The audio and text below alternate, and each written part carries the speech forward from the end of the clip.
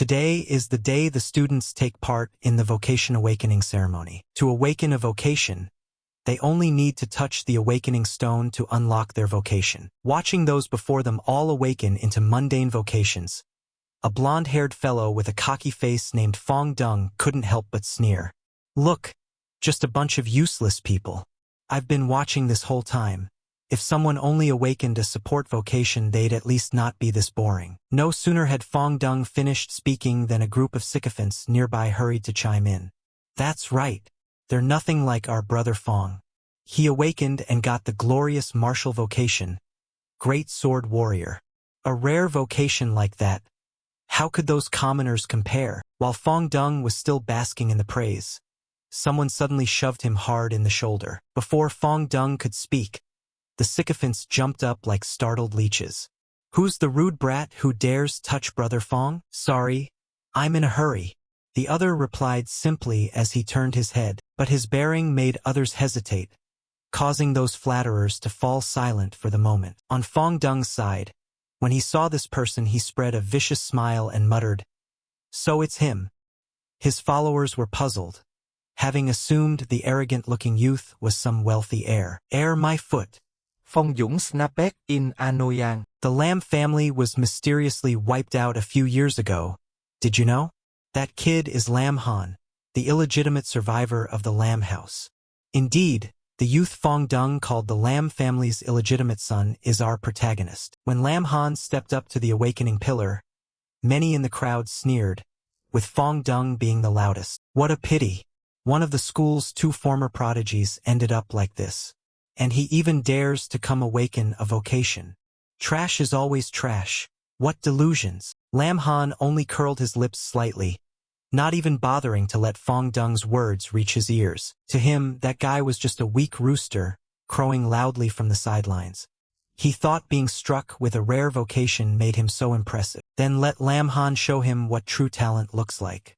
He reached out and touched the awakening pillar. Immediately, a blinding golden light erupted. An illusion of a god seemed to appear in the sky. That radiant light made everyone present unable to even open their eyes. They had never witnessed such a strange phenomenon before. Fong Dung was no exception.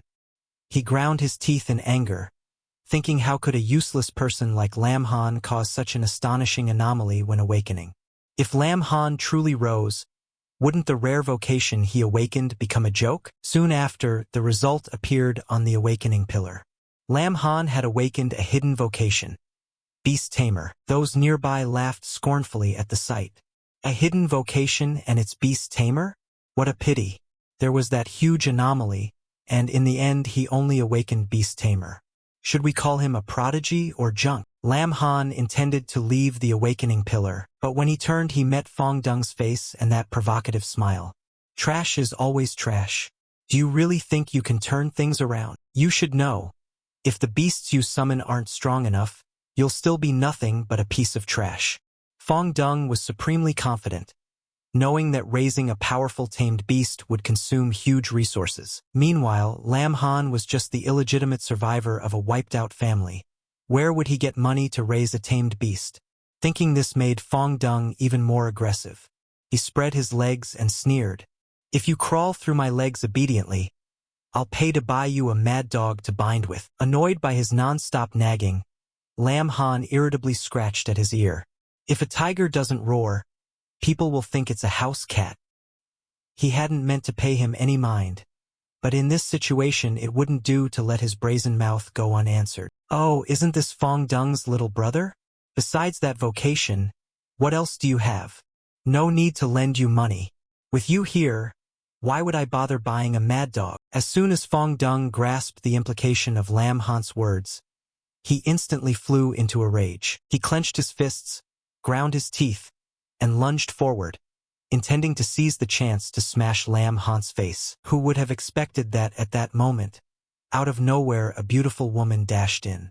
Wearing high heels, she nonetheless delivered a straight kick to Fong Dung's head, sending him sprawling face down in humiliating defeat before everyone's eyes. Who do you think you are, slandering my student? Get lost before I skin you. This beauty's name was Bak Bang. She carried an air of haughtiness, was unpleasant to deal with, and her strength should not be underestimated. At the sight of her, Fong Dung's face went ashen, and he hurriedly led his cronies away. Although Bok Bang was only a teacher, the Bok family was a power he couldn't afford to offend. Despite his deep hatred for Lam Han, Fong Dung had to swallow his anger for now and wait for another chance to deal with him. After they left, Bok Bang turned to Lam Han. "Kid, not bad. You actually awakened a hidden vocation. Miss Bok, don't tease me anymore."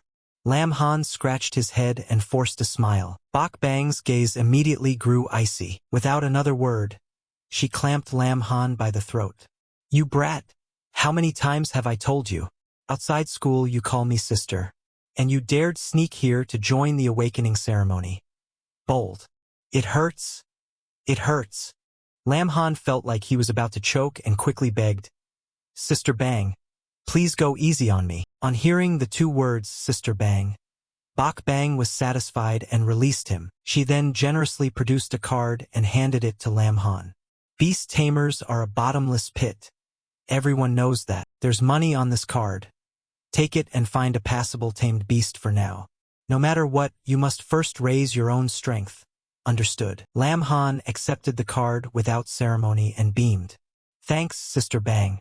I'll repay you properly someday." As a result, she bonked you on the head again. "Kid, don't get cocky. I'll crush that dog brain of yours." After the awakening ceremony ended and after taking a good thrashing from Bok Bang, Lam Han returned home. He closed the door and finally exhaled in relief, then revealed a smug smile. "Now it's time for me to go all out." The reason he had been so confident at the Awakening Plaza was that before coming, he had obtained a system. Only now, after completing the awakening ceremony, did he officially activate his divine-level beast tamer system. As for Lam Han's background, he had once been the eldest young master of the Lam family, a leading clan in the city. But 3 years ago his family was destroyed in a monster outbreak, and he was the only survivor. No, more precisely, only the original host Lam Han survived. Not long after, overcome with grief, he had a heart attack and died. At that moment, a different Lam Han from another world accidentally transmigrated into this body, and simultaneously received a system that can only be activated after the awakening ceremony. 3 years have passed since then. He had waited a long time for this day, and finally today he successfully activated the system, officially stepping onto the path of a protagonist with the golden touch like many others. Currently, his vocation is Beast Tamer, first shift, level 1. The attribute stats are Strength, 70. Agility, 50. Spirit, 110. Constitution, 60. Current equipment, none. He also possesses 3 skills: Contract Lifeform LV.1, Beast Space LV.1, and Summon Beast LV.1. Just after activation, the system quickly issued the first mission titled Mysterious Rescue. Seize Fate and Change Destiny. The mission content was simple. Spend 10,000 Tianlong coins to unlock the Supreme Mode, which will make you taller, stronger, and more dominant. Lam Han clenched the card Bok Bang had given him and grit his teeth at the system. "I just borrowed some money from Sister Bang and you already targeted that money? Fine, take it. I want to see what tricks you plan." The moment the system deducted all the money, the space before Lam Han instantly changed. He felt as if he had stepped into the middle of an infinite universe. While Lam Han was still dazed and unsure where he was, the system announced, "Congratulations, user, for completing the side mission Mysterious Rescue. Seize Fate and Change Destiny. Supreme Mode successfully activated. Ultra-rare beast unlocked." Immediately, countless cards suddenly appeared before Lam Han. The images on all the cards were blurred, revealing only vague dark silhouettes. What astonished him was that all those silhouettes took the shapes of girls. Lam Han was extremely confused, and the system continued. Detected user currently at first shift vocation. Number of beasts unlockable now, 1. Proceed with unlock. Every vocation gains a shift for every 10 levels increased. That means each time he gains another shift, Lam Han can sign a new contract with another beast. In other words, Choosing the wrong beast initially will directly affect his future combat power. And the money Bokbang gave Lam Han had been spent by the system to complete the mission, so he no longer had funds to buy other beasts. Fortunately, these cards were provided by the system, so they shouldn't be too bad. With that thought, Lam Han decided to take a gamble. The moment Lam Han touched the card before him, a blinding light immediately burst forth. Here it is, the first beast of Lam Han. The system immediately sent a congratulatory notice. Congratulations, user, for unlocking one of the 10 ancient fierce heavenly ants. Lam Han froze as he looked at the tiny creature perched on his index finger. I spent 10,000 Tianlong coins and only got an ant? Lam Han really didn't know how to react. He planned to ask the system if returns were allowed, but the system announced that the heavenly ant had completed a contract with him and was beginning to evolve into its second form. Forced sale? I don't have time to sign a contract with an ant. Lâm Hàn sao tét. But by now the evolution process had finished. The heavenly ant immediately activated its combat form. This time, Lam Han was even more amazed. The tiny ant had transformed into an extremely beautiful platinum-haired girl. This was completely beyond his expectations. Who would have guessed the system even had an evolution mechanism like this? It seemed he was sure to win tomorrow's assessment. The next morning, at the training ground in the Haunted Mountains, the students had all gathered to begin the first leveling session after awakening their vocations. Bokbang was supposed to lead the team, but she had an urgent matter today and couldn't attend. In her place was Coach Tao Sung, a man notorious for his strictness. While Tao Sung was instructing the students, Lam Han was only paying attention to the heavenly ant girl sitting on his shoulder. Luckily, the beast could evolve into a humanoid form. Otherwise, he really wouldn't have dared show up with an ant on his shoulder today. Just then, someone lightly nudged his shoulder. Little Lamb, have you found a tamed beast to sign a contract with? If not, let's go together. My vocation is Berserker. The speaker was Long Thien Kyo, Lam Han's close friend. Before he could answer, Fong Dung's arrogant voice rang out. Well, if you haven't got a beast yet, I'll catch a few for you as backups. Lam Han, you should learn to bark like a dog. Bark well, and I'll definitely give you some tamed beasts. Lam Han was left speechless. He truly didn't understand why this idiot was so obsessed with forcing him to bark like a dog. Who is the dog insulting? Lâm Hàn Asket Can Ly. Fong Dung, basking in his smugness, immediately fell into the trap. The dog is insulting you. Who else? As soon as he finished, he suddenly realized something was wrong. Wait! Damn it! You dare play me? Done with life, are you? Enraged, Fong Dung swung his fist and charged at Lam Han. This time he was extremely confident, since Bokbang was not there to protect Lam Han. However, to everyone's surprise, his punch was easily stopped by Lam Han. Lam Han swept a proud look over Fong Dung, then taunted, "Is that all? Haven't you been vaccinated for rabies today?" Fong Dung was completely subdued by him. He struggled to free his hands but couldn't move at all. Cold sweat poured down his forehead. This was utterly absurd. Lam Han was only a beast tamer, yet his strength far surpassed a warrior like him. Fong Dung immediately guessed that Bokbang must have given Lam Han some treasure yesterday. At that moment, Tao Sung spoke, giving him the chance to escape. "Lam Han, it's your turn. What are you standing there for? Step through the teleport gate to your training area now." Long Thiên Kiêu, Warrit, Wantek To Ác Công Phênh Lâm Hàn. But Lam Han shook his head and declined, saying he could handle things himself. Seeing Lam Han refuse his friend's company, Fong Dung grew even more pleased. Earlier, he had secretly colluded with Tao Sung to set up this trial so Lam Han couldn't survive and return. Tao Sung originally had no grudge against Lam Han, but because he secretly liked Bokbang, and she always cared for and protected Lam Han, jealousy drove him to team up with Fong Dung to eliminate him. Right after stepping through the teleport gate, Lam Han found himself in the territory of the diseased wind wolf. This was a leveling area for those from level 11 to 20. New first shift vocation holders were absolutely forbidden to enter. Lam Han was astonished, wondering if Tao Sung had done this on purpose. Before he could find an answer, a chorus of wolf howls erupted from behind. The diseased wind wolf had appeared. These wolves never hunted alone. In the blink of an eye, Lam Han was surrounded by a pack of hungry wolves. If it had been other first-shift vocation holders, they'd likely have died on the spot. But Tao Sung was still not qualified to take Lam Han's life.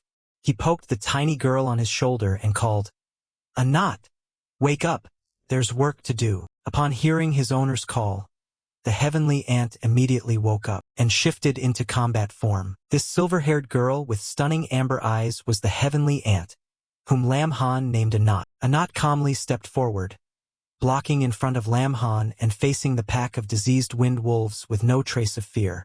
"Master, I am ready." As one of the 10 ancient fierce, the heavenly ant is currently level 10. Her stats are Strength, 800, Agility, 700, Spirit, 600. Constitution, 9 cents. In addition, Anat possesses 2 innate skills. Enhancement LV.10, which increases all base attributes by 30%, and Might LV.10, which boosts strength by an additional 50%. Alright, let's see just how formidable one of the 10 ancient fierce really is. No sooner had Lam Han finished speaking than the system automatically activated the first mission. Mission: eliminate 10 ferocious beasts. Reward: 100 beast taming points. The moment Anat entered the fray, she demonstrated overwhelming power. She simply threw a few punches, and in the blink of an eye wiped out the entire pack of diseased wind wolves. The total time to defeat the 7 diseased wind wolves was under a minute. Witnessing that, Lam Han couldn't help but applaud. Truly worthy of being one of the 10 ancient fierce. Anat is only level 10 right now. I wonder how powerful she'll be when she fully matures. The experience gained from the pack quickly raised Lam Han to level 6. Though his combat power still couldn't match Anat's, it was now close to that of ordinary combat vocations. "Master, I'm done fighting." After the battle, Anat shrank back down, returning to the harmless form of a tiny ant. As one of the 10 ancient fierce, at the same level almost no beast could rival her. Yet looking at that small, adorable form, few would associate her with the title Ferocious Beast. Lam Han couldn't help but reach out and gently pat Anat's head. Unexpectedly, she took his hand and placed it over her chest. "Master, please rest assured." The sudden contact flustered Lam Han, and his face flushed. What he didn't know was that he and Anat were being silently watched by a group of strangers. They whispered to one another, "Didn't Tao Sung say there's only one kid? Who is that girl?" No idea. But she easily took down the pack of diseased wind wolves. Her strength is no joke. And that figure, that beauty, truly a rare gem among rare gems. "Boss, that girl is even prettier than Bak Bang. Maybe we should." The leader smiled lecherously at the remark. The group began to entertain ill intentions. It turned out Tao Sung was still uneasy. Fearing the pack alone might not kill Lam Han, he had secretly arranged an ambush of assassins. Now they were discussing their plan of attack. Judging by her strength just now, she's not easy to deal with. The leader thought for a moment, then decided, "In a bit, the 3 of us will strike simultaneously to catch her off guard. Then we'll take the chance to kill Lam Han first." However, the moment he finished speaking and turned around, the whole group froze. Anat, face icy and brimming with killing intent, had somehow appeared right behind them. With one hand she squeezed a thug's throat and hoisted him up. Another seemed to have already been knocked unconscious by her. "Do you wish to confront my master?" Anat's voice was as cold and mechanical as a machine, terrifying the leader into panic. He realized whoever could silently subdue 2 of his men in an instant must be at least above level 20. Facing her alone, he had no chance of victory. Thinking that, the leader immediately turned and fled. But escaping wasn't so easy. Lam Han gave the order, "Anat, catch him." The fleeing thug grit his teeth and cursed. He couldn't stop wondering what kind of divine figure Lam Han was to have such a high-level guardian protecting him. Preoccupied with fleeing from Anat behind him, he failed to notice a pair of razor-sharp claws waiting right in front. In an instant, the thug was torn apart by those claws, dying on the spot. Anat immediately stopped. When Lam Han saw the creature that had appeared, he shouted urgently, "Anat, stop!" She instantly stood between Lam Han and the front, eyes alertly fixed ahead, because what had just appeared was the diseased wind wolf king. He was the leader of the earlier pack of diseased wind wolves, level 22, possessing strength far beyond that of ordinary wolves. Help! Save me! A weak cry suddenly rang out beneath the Wolf King. It turned out the assassin hadn't been completely dead, but the moment he cried for help, the diseased Wind Wolf King coldly stamped down. A pitiful scream echoed and was quickly silenced. This time the assassin truly died. The Wolf King bared its fangs, its eyes full of killing intent as it stared at Lam Han and Anat. At that moment, the system issued a notice. Boss mission: defeat the diseased Wind Wolf King. Reward: 200 beast taming points. Lâm Hàn Frau Wang Sly. This opponent was a level 22 Wolf King, by no means easy to deal with. He whispered to Anat, "Let's retreat for now." Anat did not answer, but from her expression it was clear she had no intention of leaving. Instead, a thrilled smile curled at her lips, seeing that Lam Han abandoned the idea of retreat. Judging by Anat's demeanor, she certainly wouldn't stand down without a fight. Then advance. Anat! Destroy it! The moment the command was given, Anat dashed off like an arrow loosed from a bow. The diseased Wind Wolf King raised its head and roared, the sound resonating through the entire forest. That terrifying sound nearly burst Lam Han's eardrums. But Anat showed no fear and kept charging forward. She intended to fight the same way she had against the pack earlier. This time, however, the Wolf King reacted extremely fast. It swung a powerful paw and sent Anat flying high into the air. Before Anat could fall back to the ground, the Wolf King activated its diseased wind blink skill and shot into the sky. Immediately after, it slashed with its razor-sharp claws, delivering an extremely strong blow. The Wolf King gave Anat no chance to catch her breath.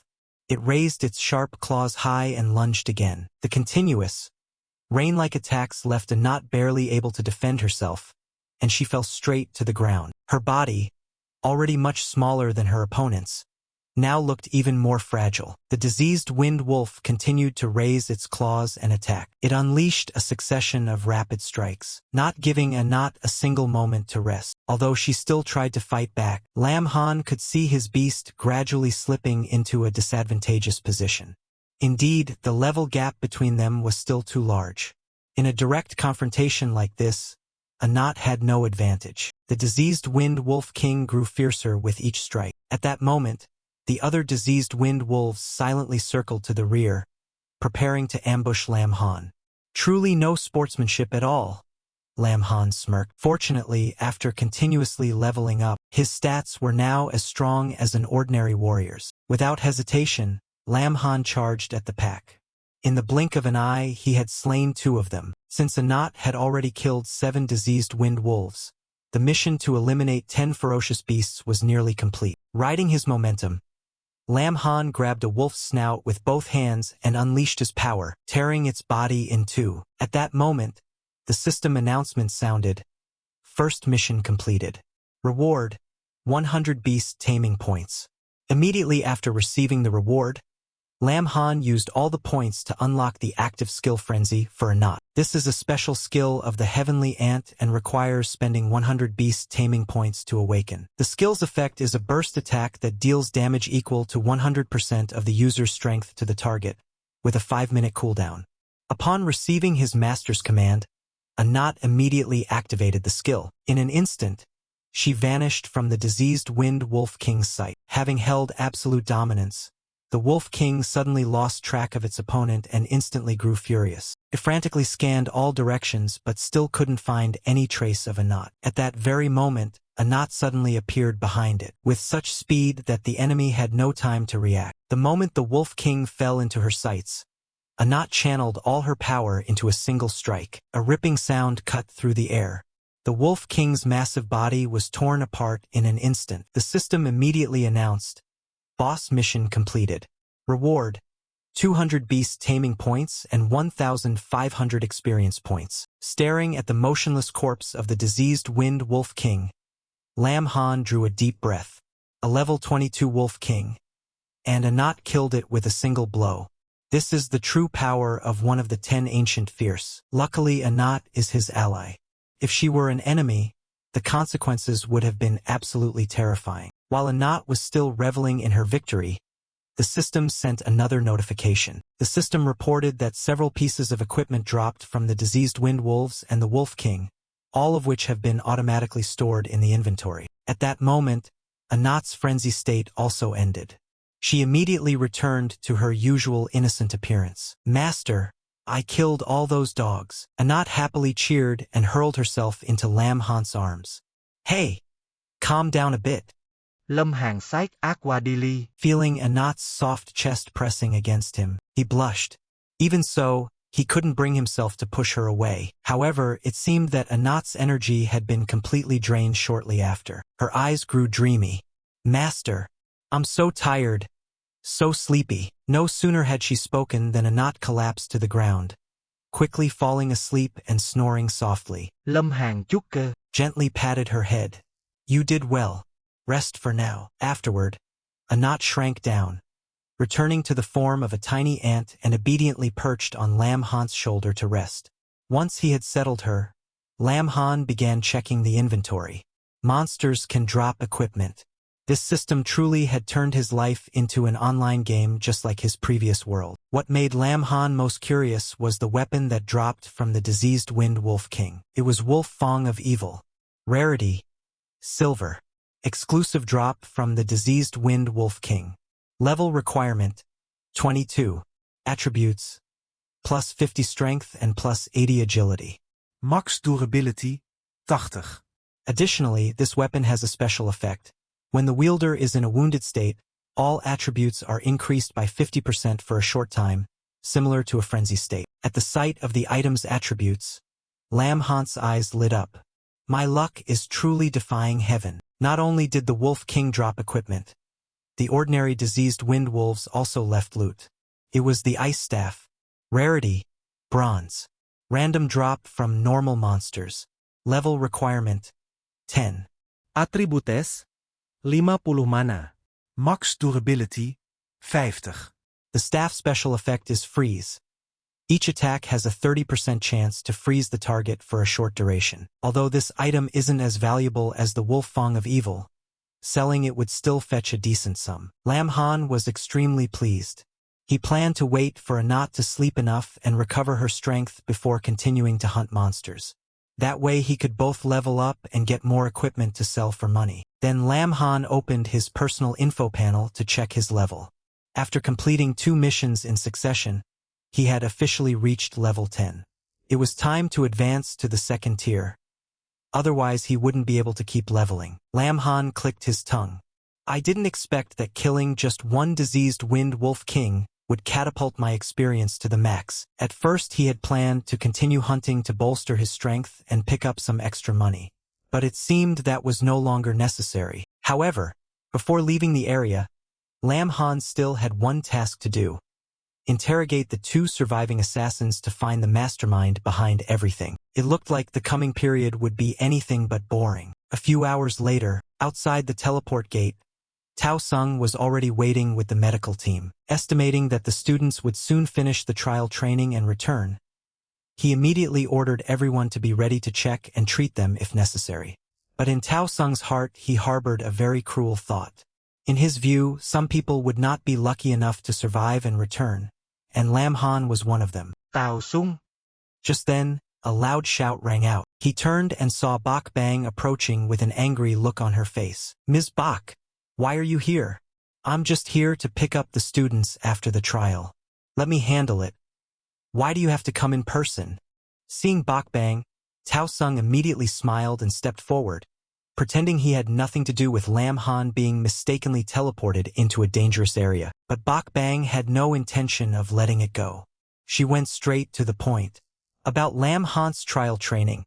You owe me an explanation, don't you? Tao Sung still tried to appear calm. Ms. Bak, I know you and Lam Han are quite close, but we're teachers. We must treat all students fairly. On that point, I can share some experience with you. Or we can find a quiet place and discuss it slowly, Tao Sung said with a fake smile. Those words immediately exceeded Bak Bang's tolerance. Without hesitation, she drew her great sword and pressed it to Tao Sung's throat. Then she coldly repeated each word. Tao Sung. About Lam Han, I need an explanation. Tao Sung knew Bok Bang's temperament well. She was famous for her hot temper, and once she drew her sword she really would cut. Thinking of that, a cold sweat broke out on his forehead. He hurriedly waved his hands but still tried to deny it. MS Bạch. I don't understand what you're talking about. Bok Bang snorted coldly and then bluntly exposed him. Lam Han has only just awakened as a beast tamer. Yet you sent him into the silver tier training area. There, don't speak of protecting himself. It's nearly impossible even to find a temporary battle beast to sign a contract with. Do you think the Lam family has no one left, so you can bully him at will? Tao Sung kept waving his hands, carefully pushing Bok Bang's sword aside. Ms. Bok, you misunderstand me. I had reasons for doing that. Lam Han awakened as a beast tamer. How could he quickly raise his level without undergoing a more rigorous trial than others? Besides, I didn't tell him to go to his death. I even arranged for 3 assistants to secretly follow and protect him. Tao Sung lied without blushing. The 3 assassins he had hired to kill Lam Han had, from his mouth, become 3 assistants sent to protect him. Bạch Băng slouched her gristle. But before turning away, she still warned coldly. If Lam Han does not return safely, I will settle this with you. All right. All right. Tao Sung forced a smile and scratched his neck. But inwardly he thought something completely different. Now keep talking tough. Wait until you see Lam Han's corpse.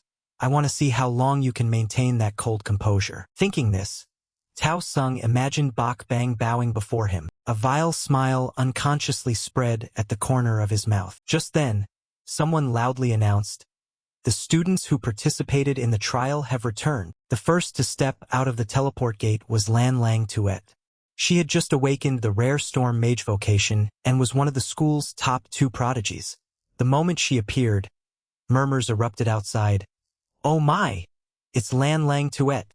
No wonder she finished the trial first. Truly a prodigy of the first middle school. Compared to her, Lam Han isn't even worth mentioning. Right after Lãnh Lăng Tuyết came Phong Dũng. As he stepped out, he immediately put on a flattering smile. Truly the school's outstanding student. She even came out before me. Phong Dung paid no heed to Lan Lang Tuet's increasingly cold expression. Thick-skinned, he kept following her and bragging, "We're both prodigies of the first middle school. We must become closer in the future." Having said that, he even tried to put his arm around her shoulder. But Lan Lang Tuet ignored the sycophant and stepped lightly to one side. Phong Dung ended up grabbing empty air in front of everyone. Thoroughly embarrassed, Lan Lang Tuet looked at him coldly and bluntly said, "If he were the old Lam Han, I might consider it. As for you, forget it." Her words greatly angered Phong Dung. The third to exit the teleport gate was Long Thien Kyo. The chubby fellow immediately asked everyone whether his best friend had completed the trial, but was met with Phong Dung's mocking smile. "I didn't expect a fat guy like you to survive the trial, what luck." However, your good friend clearly wasn't so lucky. Lam Han must have died in the secret realm. Long Thien Kyo was furious and nearly lunged to hit Phong Dung on the spot. But that guy showed no fear and deliberately added more words to provoke him. He only fell silent when Tao Sung shouted loudly, "All of you shut up for me." Long Thiên Kiều. S lâm hàng do pha thơ. Stop worrying about others and focus on improving yourself. Having said that, he shoved him aside to avoid blocking the other returning students. Seeing Tao Sung take his side, Phong Dung grew even more smug. As for Long Thien Kyo, despite those words, he still firmly believed that Lam Han would definitely return. An hour later, more and more students emerged from the teleport gate. Phong Dung's useless flunkies had returned as well and immediately clustered around him to flatter him. Meanwhile, Long Thien Kyo grew increasingly anxious. Everyone else is back. Why hasn't Lam Han come out?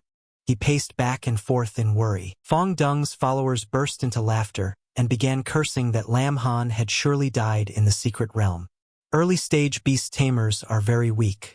Without a strong tamed beast, they'd surely be torn apart by ferocious beasts. But just as they finished speaking, a stone suddenly flew straight out of the teleport gate, striking the head of the one who had cursed Lam Han, then ricocheting to hit Phong Dung hard on the head. Both screamed in pain. Long Thien Kyo's eyes immediately lit up because he recognized the stone thrower as his best friend. I was having fun and lost track of time.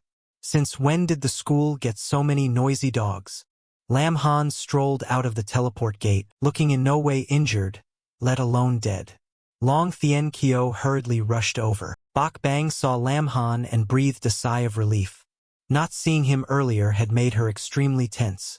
Only now could she let go of the burden in her heart. Of course, while some were glad, others felt uncomfortable that Lam Han returned safely. Tao Sung was a prime example. He remembered clearly that he had sent 3 people to deal with him, yet the boy managed to come back unscathed. Lam Han, consider yourself lucky this time, but don't think I'll let you off easily. Tao Sung thought to himself. Fong Dung was of course also unhappy, but instead of hiding it like Tao Sung, he made a show of it, used to taunting others. Ha!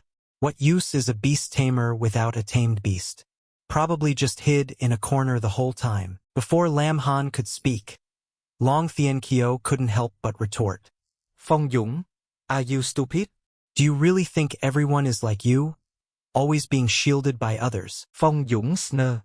Whether I'm protected or not, try it once and you'll see. As for a useless beast tamer like Lam Han, he probably hid in the haunted mountains for so long before daring to show his face. Pathetic. Fong Dung continued to provoke. Long Thien Kyo trembled with anger and was about to charge at that bastard. But Lam Han put out a hand to stop him. In front of everyone, Lam Han declared bluntly, "With your little ability, you're not even worthy of carrying my tamed beast's shoes." Sang Lâm Hàn con Fiends mai. Fong Dung flew into a rage and immediately challenged him. "Oh yeah? Dare to fight to settle this? If you win, I'll give you 100,000 Tianlong coins. But if you lose, you must kneel and call me Grandpa." Lam Han agreed at once. An opportunity to earn money and teach Fong Dung a lesson. How could he refuse? He would make him eat dirt. Long Thien Kyo, however, was very anxious and hurriedly intervened. "Lam Han, don't be hasty. The coach is still here." Lâm Hàn can ly lúc ác Tào Sung. "Coach Tao, this is our private matter. Please don't interfere." Tao Sung naturally did not object, because in his heart he believed that even if they fought, Lam Han couldn't beat Fong Dung. He even stressed that once a bet was made, one must keep their word, since honesty is a virtue. First middle school prizes. Yet inside, Tao Sung was just waiting for the moment Lam Han would kneel and call Fong Dung Grandpa. Bak Bang stood to one side. Seeing Lam Han's confident gaze, she didn't speak to stop him. She recognized that look and the confident aura. He had the victory in hand. The wager officially began under everyone's witness. However, Long Thien Kyo still wasn't at ease and said, "Coach Tao, although I'm not participating in the bet, I'm Lam Han's sworn brother. Let me stand with him for this match." At this time Long Thien Kyo was only a berserker level 2, while Fong Dung was a greatsword warrior level 3, so he was completely dismissed. But neither expected that Lam Han, a beast tamer, had reached the level required to advance to the second tier. When Fong Dung flaunted his level, the crowd buzzed. "My God, level 3? Fong is truly top tier. No wonder his vocation is rare." As expected, his followers showered him with flattery. They already praised him for reaching level 3. If they knew Lam Han's real level, they'd faint on the spot. Now Long Thien Kyo began to worry. Fong Dung's vocation was rare and a level higher than his. The gap in strength was indeed significant. After boasting, Fong Dung pointed at Lam Han and haughtily said, "Lam Han, it's your turn. Long Thien Kyo is only level 2. How could a useless guy like you surpass him? In my view, you two should just kneel down and call me Grandpa first." Long Thien Kyo ground his teeth in anger, but Lam Han remained utterly calm. "Fatty, relax. His strength isn't even worth my notice." He reassured his friend, then turned to Fong Dung with full confidence. "It's only level 3. Even if I demote myself and train again, I can leave you miles behind." Having said that, Lam Han immediately revealed his level. Since he hadn't advanced yet, he was currently a beast tamer level 10. As expected, the moment Lam Han displayed his power, the whole crowd gasped in astonishment. Fong Dung's expression changed at once. He had always thought the beast tamer vocation useless. How could it level up so quickly? Not even the school's top student, Lan Lang Tuet, had achieved that. So he became more convinced that Lam Han must have cheated. Lâm Hàn snort. Just because I couldn't do it, you assume others can't? Do you even know what a hidden vocation is? At that moment, to many people it seemed the contest hadn't even begun yet, the outcome was already decided. Everyone knew how vast the gap was between level 3 and level 10. Lam Han didn't even bother to look at Fong Dung again, and instead addressed Coach Tao. Coach Tao, I've already won.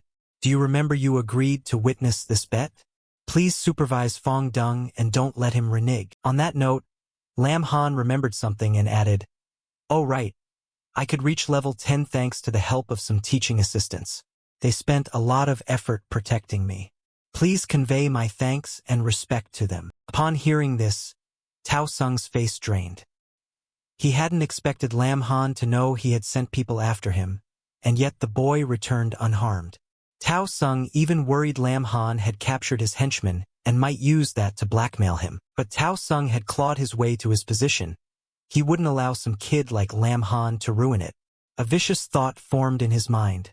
By any means necessary, he must silence Lam Han permanently today. At the same time, Lan Lang Tuet kept watching Lam Han quietly. Though she showed nothing outwardly, she was clearly surprised that in such a short time he had reached level 10. It seemed the Academy's former prodigy had risen again. Yet Lan Lang Tuet was fiercely competitive, and she secretly resolved that sooner or later she would surpass him. Currently her Storm Mage vocation was level 5, far beyond most students. Lam Han stepped up to Bok Bang. Sister Bang, weren't you busy with something important? Why are you here? Bok Bang smiled and replied, once I'm done I come. This is my responsibility. How could I abandon it? Long Thien Kyo stood beside them grinning happily. He patted Lam Han's shoulder and excitedly boasted to Bok Bang about what she had actually just witnessed. In just a few hours my sworn brother rose to level 10.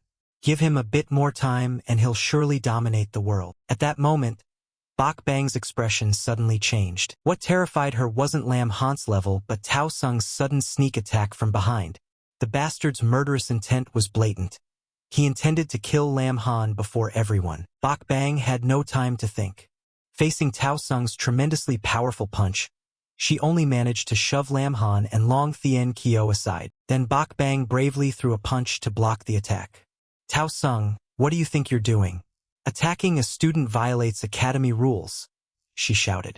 Tao Sung replied coldly, Bok Bang, don't use academy rules to suppress me. By now rage had completely clouded his reason. He was determined to send Lam Han on his way today. Even if Bok Bang stood in his way, it wouldn't change anything. After all, Bok Bang's strength couldn't compare to Tao Sung's. She was struck to the ground by him, but she still had no intention of giving up. As long as she stands here, no one will be allowed to bully Lam Han. Beside them, Long Thien Kyo kept loudly cheering for Bok Bang. However, Lam Han had long since realized that Bok Bang was no match for Tao Sung. If this continued, she would be the one to suffer. Sure enough, every attack Bok Bang launched was effortlessly parried by Tao Sung. Her resistance only served to inflame his anger further. Bastard! I didn't expect you'd go all out to protect Lam Han. My kindness was thrown to the dogs. Tao Sung cursed in fury. At the same time he reached out, grabbed Bok Bang's ankle and hoisted her up. His unprincipled hand slowly moved forward, intending to take advantage of the moment with her. But that plan could not succeed. At the most dangerous moment, Lam Han acted in time. Because Tao Sung was focused on Bok Bang, he didn't notice Lam Han's kick coming. By the time he realized, it was too late. Lam Han's powerful kick struck his face, snapping Tao Sung's head to the side. By reflex he let go of Bok Bang.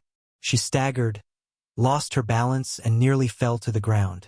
Fortunately, Lam Han caught her in time. Sister Bang, are you all right? He asked softly. Bok Bang exhaled with relief. I'm fine, just a little shaken. Lam Han nodded and then turned to look at Tao Sung, who was now sprawled on the ground, a mocking smirk at the corner of his mouth. Coach Tao, how does a level 10's kick taste? You ambushed me like that. If you don't offer a reasonable explanation, I won't hesitate to let you sample a few more hits from a beast tamer level 10. Tao Sung turned purple with anger. He pointed at Lam Han and roared, Lam Han, don't think I don't know how you reached level 10. I assigned 3 level 15 teaching assistants to follow you, and none of them have returned. You must have gone mad and killed them to steal their experience points. Clearly Tao Sung was the one with malicious intent from the start. Yet now he brazenly dumped all the blame on Lam Han. He loudly accused Lam Han of being cruel and unworthy of being a student of first middle school. Under the pretense of righteous duty, he wanted to deal with Lam Han on the spot. Saying that, Tao Sung stood up furiously. But before he could act this time, a corpse fell from the sky right in front of them. It was the body of the ringleader killed by the diseased Wind Wolf King. A flash of horror crossed Tao Sung's face, but very quickly he let out a cold, silent laugh. Ahau is dead? Then the other 2 surely won't survive either. With the victim gone, there was no one to contradict him. Today he wanted to see how far this kid could resist. Confident in that, Tao Sung began loudly accusing Lam Han. However, Lam Han remained extremely calm. I just happened to find someone dead in the haunted mountains and kindly brought the body out, unlike someone else who sent underlings to die in his place, then shamelessly denied responsibility. Having said that, he stepped closer to the corpse, squatted down and murmured, Brother, how pitiful you are. Dead and yet used like a gun. If you can't accept it, come haunt him at midnight, don't come after me. Although Tao Sung was thick-skinned, those words still made him uneasy, and once someone feels uneasy, they're more likely to lose their composure. He immediately clenched his fist and lunged at Lam Han, planning to break his limbs so he would stop taunting him. Bak Bang and Long Thien Kyo were alarmed at the sight. Both recognized Tao Sung's murderous intent and feared Lam Han would be in danger. However, the target remained unusually calm and even continued to provoke his opponent. Ha ha! You're so furious you lost your mind because you're afraid I'll expose your dirty deeds? No surprise there.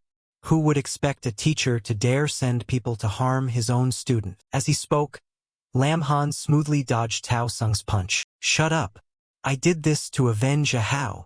Tao Sung rau. But whether it was vengeance or an attempt to silence witnesses, he himself knew the truth.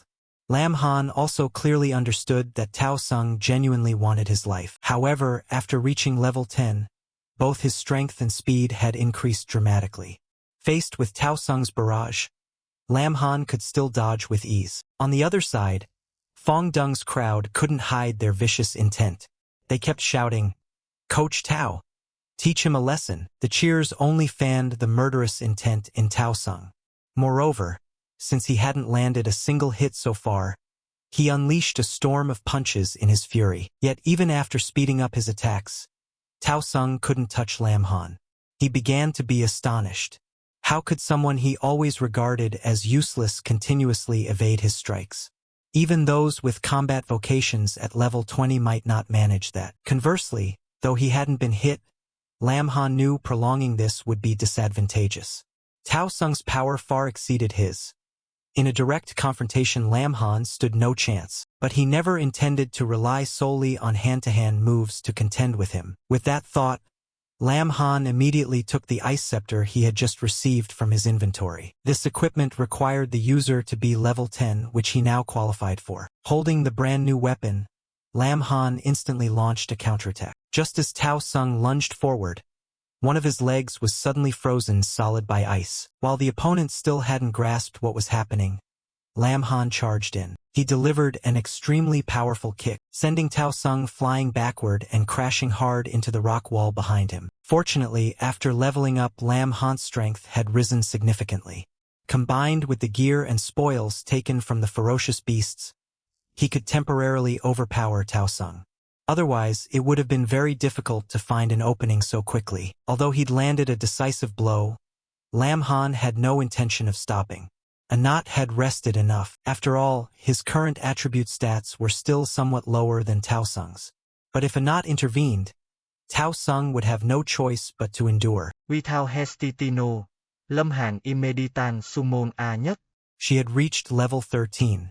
All her stats exceeded 1,500 points. A knot's 2 personal skills had been upgraded to level 2.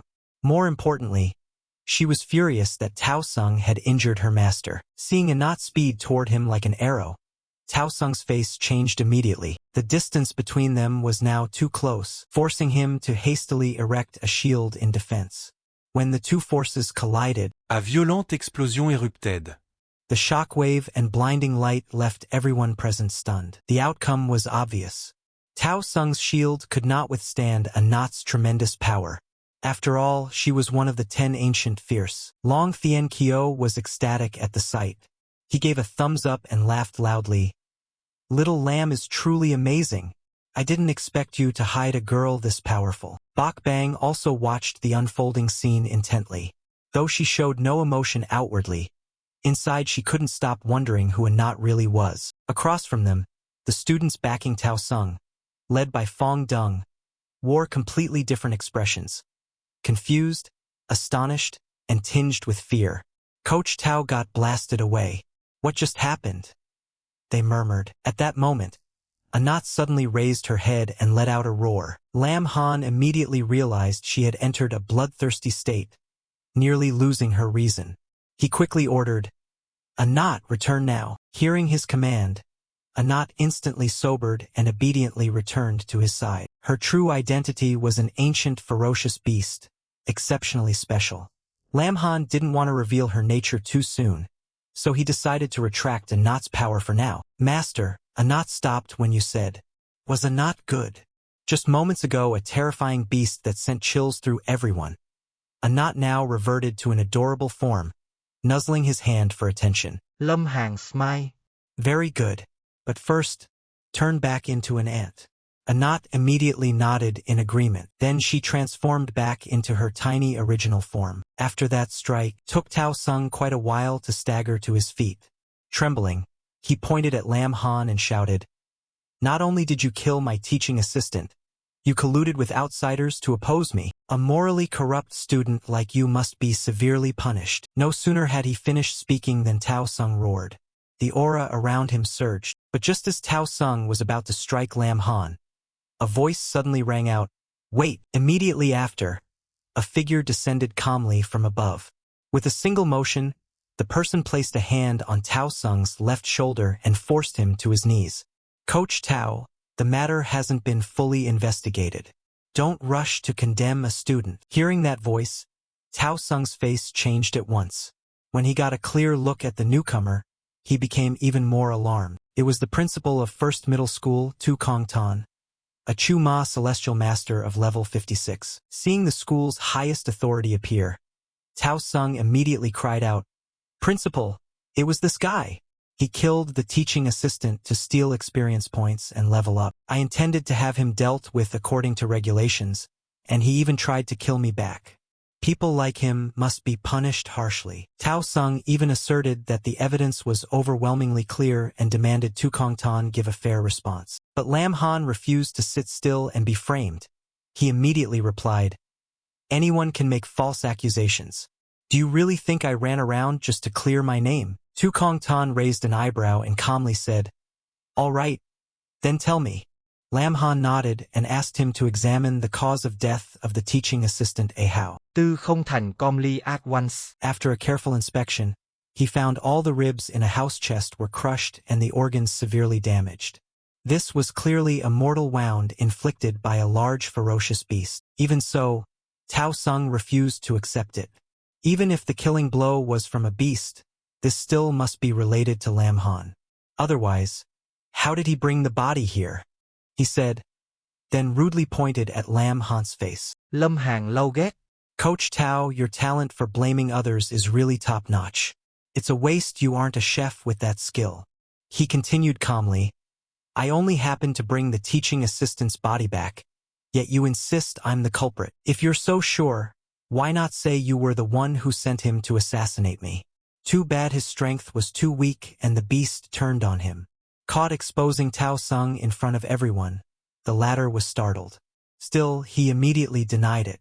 I would never do such a thing. At that moment, Bok Bang stepped forward. In front of Tu Kong Tan, she recounted how Tao Sung had deliberately arranged for Lam Han to enter a leveling area far beyond his ability. This is clearly an act of intentionally endangering a student. How unjust! Tao Sung cried out immediately. Principal, I'm an academy coach. How could I harm students? They're clearly slandering me. Everything is just Lam Han's one-sided words. There's absolutely no evidence. Tu Kong Tan, who valued fairness between public and private matters, nodded in agreement with that point. After all, accusing a coach is no small matter. Without solid evidence from Lam Han, the case would be difficult to resolve. Hearing this, Tao Sung inwardly rejoiced. He believed the other two assistants were surely dead. The dead cannot come forward to testify. Even if they were alive, he didn't think anyone would dare side with Lam Han against him. However, what Tao Sung didn't expect was that the other two assistants were actually still alive. Lam Han was confident because he had living witnesses in hand, only waiting for the right moment to present them. When the two remaining assistants appeared, everyone present was utterly stunned. They brought with them half the corpse of the diseased Wind Wolf King. Lam Han calmly explained, "When the incident happened, these three were secretly following me. Unexpectedly, we encountered the diseased Wind Wolf King. Assistant Ahao died on the spot, so I had to kill the diseased Wind Wolf King." Saying that, he smiled slightly and continued, "As for why Coach Tao sent those three to secretly follow me, these two can answer that on my behalf." As soon as he finished speaking, Lam Han gave a light kick to the backside of one assistant. Both of them flinched instantly. Before Lam Han could ask another question, they began to sob and confess everything. We'll tell everything. It was Coach Tao who ordered us to follow Lam Han. If necessary, we were to stage the scene to make everyone believe he died under the beast's claws. It was all Coach Tao's arrangement. Please don't make things hard for us anymore. We really can't take it. Ants are famous for absolute obedience to hierarchy. And Lam Han owned an ancient ant. Because of that, in private he easily controlled and forced the two assistants to submit. At this point, both witnesses and physical evidence were complete. Lam Han turned to look at Tao Sung and asked calmly, "Coach Tao, do you have anything left to explain to me?" Tao Sung was stunned. He could never have dreamed things would escalate to this degree. Inwardly, he cursed the two useless assistants. Not only had they been captured alive, they had confessed everything. At this point, even if Tao Sung had 100 mouths, he couldn't deny it. In desperation, he suddenly sprang up and turned to run. However, after only a few steps, he was subdued by Tu Kong Tan. In front of all the students of First Middle School, the principal declared coldly, "Tao Sung, as an academy teacher, you dared to conspire to harm a student. You have severely violated the academy's rules. Prepare to receive the appropriate punishment." With that, everything was essentially resolved. Bak Bang smiled, stepped forward, took Lam Han's hand, and told him to get in the car with her to go home. But before the two could leave, Lan Lang Tuet suddenly appeared and blocked their path. "Lam Han, did you really kill the diseased Wind Wolf King?" she asked angrily. Before Lam Han could answer, Lan Lang Tuet stepped closer without hesitation, crowding him and repeatedly demanding how he had defeated the diseased Wind Wolf King. Lam Han took a few steps back, crying out, "Hey, classmate Lan, could you keep a bit of distance?" Lan Lang Tuet still wouldn't let it go. She felt something was off. Lam Han's vocation differed from close combat classes. He favored ranged attacks. Without teammates drawing fire, him facing the diseased Wind Wolf King head-on was nearly impossible. As she spoke, Lan Lang Tuet took Lam Han's hand and examined it carefully. After a moment she suddenly looked up. The two were very close and concluded, "The only explanation is that you signed a contract with a powerful tamed beast." She didn't stop there. She also proposed a simulated fight with Lam Han because she wanted to see his abilities for herself. But Lam Han found the proposal unreasonable. He hadn't expected Lan Lang Tuet, who seemed cold, to have the curiosity of a child. At that moment, Bak Bang intervened to save him. "Classmate Lan, I understand your desire to grow stronger, but right now you all need to summarize lessons from the trial training, not stand here fighting for strength." Bak Bang brushed Lam Han's hand away. Lan Lang Tuet was displeased and even retorted brazenly, "I'm just curious about how a beast tamer fights. I hope you understand." Opposite them, Bak Bang remained firm. Lam Han just finished fighting. He needs to rest, so I can't agree to a simulated duel now. Seeing the atmosphere heat up, the two women glared at each other tensely. Lam Han quickly stepped in. Ms. Bach, the students are all tired after the trial training today. Why don't we dismiss a bit early? However, Lam Han's words seemed to carry little weight. When both Lan Lang Tuet and Bak Bang turned and glared at him, he fell silent. Especially Bak Bang, she was in a bad mood. First a mysterious girl, had appeared. Now Lan Lang Tuet. She didn't know when the kid Lam Han she'd always cared for and protected had become such a flirt. She also didn't understand why she cared so much about this, since she and Lam Han had no special relationship. To avoid interfering too deeply, Bak Bang swallowed her anger and stormed off first, but not before warning. If everything here is resolved, I'm leaving. You all get home safely. Bạch Băng đi phát, ly viên lâm hàng ẻn lãnh lăng tuyết. She stared at him as if ready to devour him alive if she didn't receive a satisfactory answer. I'm exhausted today. Let's properly talk another time. Lam Han tried to brush her off. HMPH. Fine. Then remember your promise. Lan Lang Tuet huffed and turned away. Only then could Lam Han breathe a sigh of relief. He finally had time to wonder about Bak Bang's earlier anger. Of course, he didn't guess she was jealous. Bak Bang herself had never considered that. He assumed her reaction stemmed from his secretly joining the trial and facing mortal danger. He didn't think much more of it. There was still a lot to handle ahead. Lam Han took 2 pieces of equipment to the Haunted Mountains trading office. If he could sell them, he could not only cover some living expenses but perhaps even repay the money he had borrowed from Bak Bang. He was received by the trading office director, Dain Bien. Hearing he had 2 items to sell, the director personally came out to inspect their quality. Lam Han had no reason to refuse and directly produced the 2 pieces of equipment he'd obtained from the Silver Tier training area in the Haunted Mountains. Dain Bien stared for a moment when he saw them. Only when Lam Han called him did he recover. Director Dain, is something wrong? My apologies. Dain Bien hurriedly shook his head and asked, May I ask if you are Lam Han? Yes. Director Dain knows me. Upon hearing that, Dain Bien suddenly laughed heartily and recounted that he and old Lam Han's father, had been friends for over 10 years. Out of that bond, Lam Han could call him Uncle Dain without formality. When he finished speaking, Dain Bien patted Lam Han on the shoulder a few times, praising him non-stop. You're really talented. You've been able to brave the Silver Tier training area of the Haunted Mountains. You're so young and already this strong. Looks like the day the Lam family's glory is restored isn't far off. Really? Then I'll entrust these 2 pieces of equipment to Uncle Dain.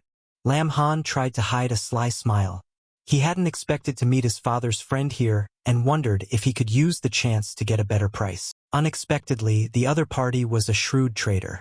Although Dain Bien truly was Lam Han's father's friend, seeing the boy's youth, he quietly planned to lowball him. Both wanted the most favorable price, and Dain Bien was the first to make an offer. For these 2 pieces, I'll give you 5 million Thien Long coins. At those words, the smile on Lam Han's face vanished immediately. Uncle Dain, everything must be clear. Even if you knew my father, the transaction must follow rules. These items dropped from the diseased Wind Wolf King. They should be at least 8 million Thien Long coins. Dain Bien wouldn't yield and continued to haggle, raising the offer only to 5.5 million, pleading that he and Lam Han's father had been close friends. Coincidentally, Lam Han also leveraged that relationship, only conceding a little from his original 8 million. Kid, 6,666,000 is a lucky number. Let's close the deal here. Dain Bien kept raising the price. This time Lam Han agreed, since the price was even higher than his initial expectation. Pleasure doing business. Dain Bien beamed, reached out and shook Lam Han's hand, though inwardly he felt as if the boy had just pulled a fast one on him. The trading office processed the paperwork quickly. Before long, the money was transferred into Lam Han's bank account. An employee handed him 2 cards. One card contained over 6 million Thien Long coins, and the other was the trading bank's VIP card, with an overdraft limit up to 3 million Thien Long coins. If you need to sell items later or anything else, just contact us. Dain Bien patted his shoulder again. All right, thanks in advance, Uncle Dain. Holding the money, Lam Han felt extremely satisfied. The sense of financial comfort was truly relieving. Since he was here anyway, he decided to browse some new spell scrolls. 10 minutes later, Lam Han left the trading office content. Dain Bien watched his back with admiration. He thought this recently awakened child already possessed such strength. His future achievements would surely be considerable. As a merchant, of course he wouldn't want to miss the chance to cooperate with such a precious gem. When Lam Han returned home, he saw a large vehicle parked in front of his building. He quickly recognized the man standing beside the vehicle. It was Bok family's Steward Lu. They hadn't seen each other since the Lam family fell into decline. Steward Lu had come in person today, which meant this was surely important. Pointing to the vehicle, Steward Lu explained. It turned out that for Lam Han's sake, Bok Bang had personally led people into a diamond-tier secret realm to capture a void creature. Because she acted without permission, she was confined by the housemaster and could only have Steward Lu bring the void creature to him. Hearing this, Lam Han was astonished. He hadn't expected Bok Bang to dare enter a diamond-tier secret realm, somewhere even Principal Tu Kong Tan wouldn't dare tread lightly. Clearly, she had expended great effort for his sake. Moreover, Steward Lu conveyed a message from the Bok family's housemaster to Lam Han. The elder says the Bok family treated you wholeheartedly. After receiving this void creature, from now on we will have no further relations. When he said this, Steward Lu's tone was extremely decisive. He emphasized once more that he hoped Lam Han would not continue to bother Miss Bok. He let his hand that had been resting on the cage of the void creature fall, then turned to look at Steward Lu. Uncle Lie, no, Steward Lie. I appreciate your kindness, but the Bok family and I have nothing to do with each other. When the Lam family was in trouble, I never relied on the Bok family. It's the same now. Having said that, Lam Han turned and left. He told Steward Lu to take the void creature back and to tell the Bok family head that whether it's assistance with ferocious beasts or any other help from them, Lam Han does not need it. Watching his resolute back, Steward Lu couldn't help but curl his lips into a cold smile. Lam, you truly have spirit. But what the Bok family doesn't want to give, no one can take. And what the Bok family intends to give, no one can refuse. Clearly the old man wanted to force Lam Han to accept the void creature and thereby sever ties with Bok Bang completely. Seeing Lam Han still stubborn, he decided to use force. In his view, to refuse required having enough strength to back up that refusal. Steward Lu lunged from behind with terrifying speed. What surprised him was that Lam Han didn't bother to dodge or adopt a fighting stance. Instead, he only tilted his face half around and fixed the man with a gaze as sharp as a blade. More astonishingly, Steward Lu, a veteran enforcer of the Bok household, found himself bound by that stare. Reluctant to admit it, his body trembled uncontrollably. Steward Lu was utterly baffled. Wasn't everyone saying Lam Han was just a useless beast tamer?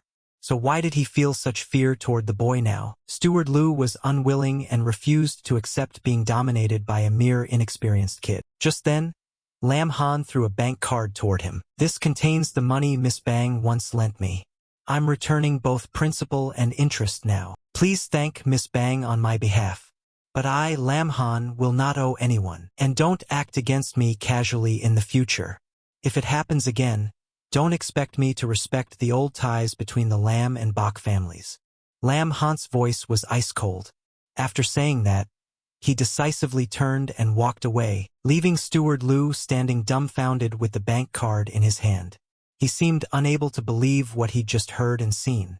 Was this still the same Lam Han from before?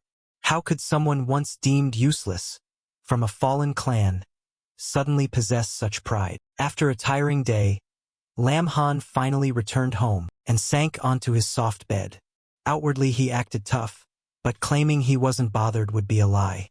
More than anyone, Lam Han knew his situation well. The Bok family's desire to draw clear boundaries with him was not wrong.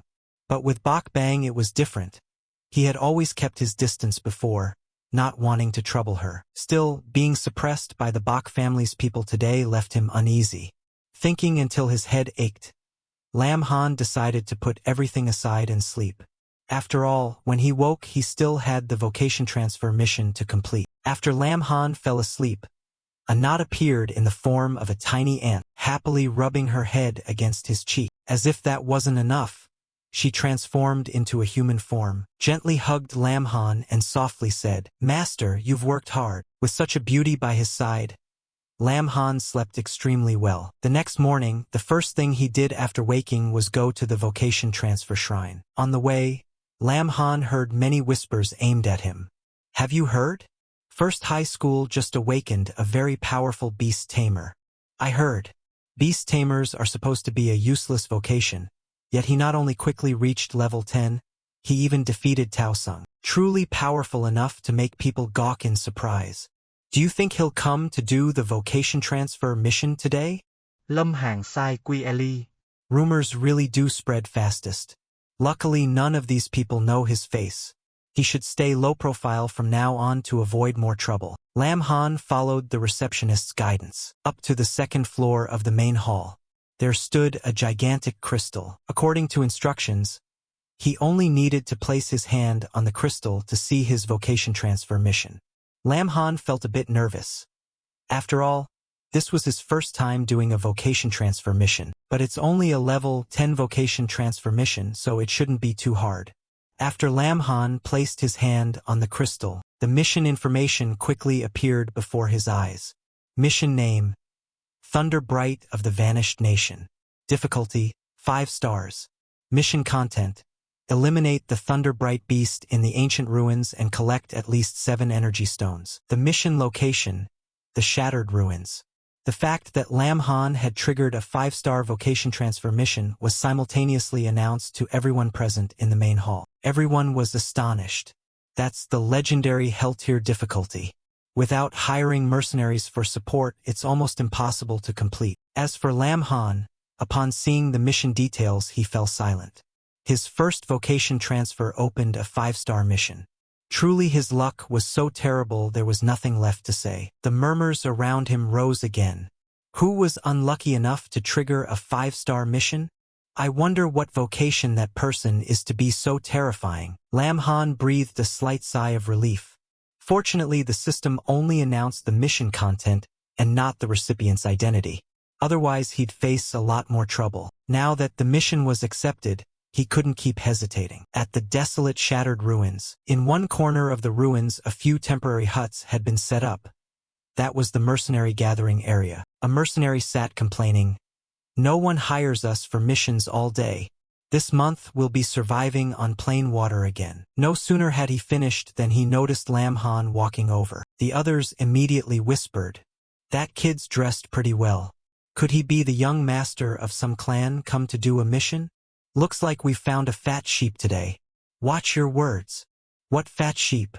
"He's the boss." A mercenary stepped forward and asked, "Kid, you're here for a mission, right? Want to hire our mercenary team?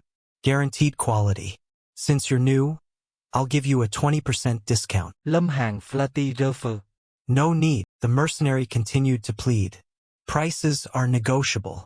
This time I'll provide our service for free. Consider it making friends." Lam Han immediately squeezed the hand that was about to land on his shoulder.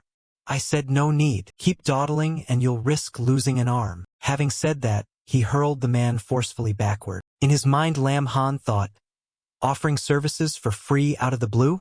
Do you think I'm an idiot who knows nothing? A mercenary team like this, if they're not scamming money, their other aim is robbing and killing. The mercenary, feeling humiliated, immediately shouted, "Damn it! I'll smash him to death." A comrade hurriedly pulled him back. "Enough!" The mercenary remained dissatisfied. "Boss, are we just going to let that kid be?" The one called boss replied calmly, "There's a guard team here.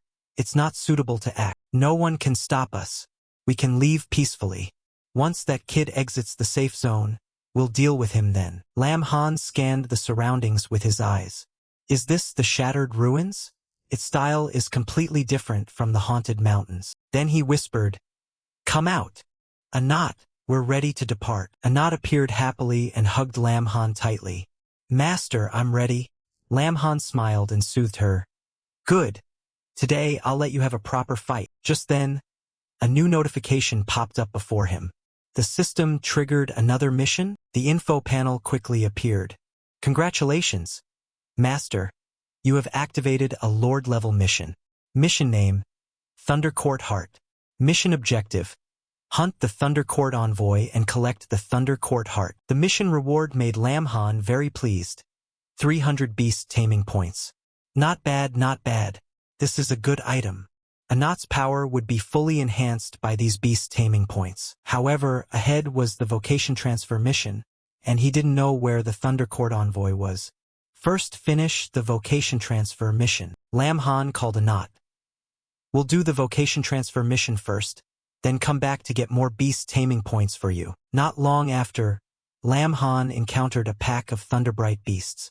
They were pack predators level 15. Anat charged alone and easily defeated the entire pack of Thunderbright beasts. Seeing they couldn't handle Anat, the Thunderbright beasts immediately switched targets to attack Lam Han. Lam Han took out a treasure and calmly said, "You can't beat Anat and you still plan to deal with me?" Magical force quickly condensed into a massive orb. Then try this. Roasted Thunderbright beast meat must smell delicious. The whole pack gaped in horror. We're done for. We're about to become roasted meat. Spell scrolls were activated. Each fireball carried magical power, rushed forward to bombard the Thunderbright pack. A string of notifications appeared. Thunderbright beasts defeated. Received energy stone. Attention. You have reached the maximum level cap of first shift. You must complete the vocation transfer mission. Otherwise, you cannot break the cap. Before reaching second shift, you will not be able to gain further experience. Lam Han immediately took out a stack of spell scrolls. Fireball technique, heavenly fire technique, flame missile. My mission isn't finished yet. Want to run? My scrolls won't agree to that. Anat, hurry up, deal with them all. Got it, Master. The Thunderbright pack screamed amidst the sea of flames, with nowhere to flee. After the fight ended, Lam Han happily held an energy stone in his hand. Not bad. In a short time, I've gathered the required energy stones. Spell scrolls are expensive, but really useful. Anat's info panel appeared. Divine Horn Thought. Species, Ancient 10 Fierce. Level, 15. Strength, 2000. Agility, 1800. Spirit, 1700. Constitution, 2,100. Skills. Enhancement LV.2. Increases all base attributes by 50%. Might LV.2. Increases strength attribute by 60%. Frenzied Strike LV.1. Deals damage equal to 100% of its own strength to the target. Lam Han suddenly felt lucky he hadn't completed the vocation transfer yet. If he'd done it later, who knows how much experience he would have wasted. Fortunately, Anat had leveled from 13 to 15. Today's trip yielded considerable gains. Lam Han took his phone out of his pocket. He guessed the exchange office had surely sent information about the Thunder Court Envoy. Just then, the phone rang. Little Lam, I've located the Thunder Court Envoy.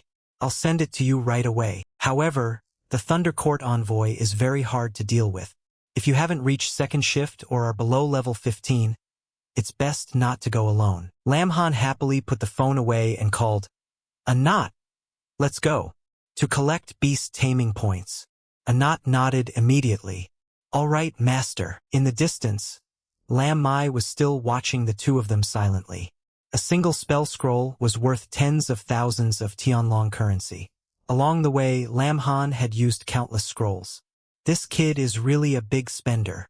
This time we'll definitely make a tidy profit. The mercenary standing behind impatiently asked, Boss, do we strike now?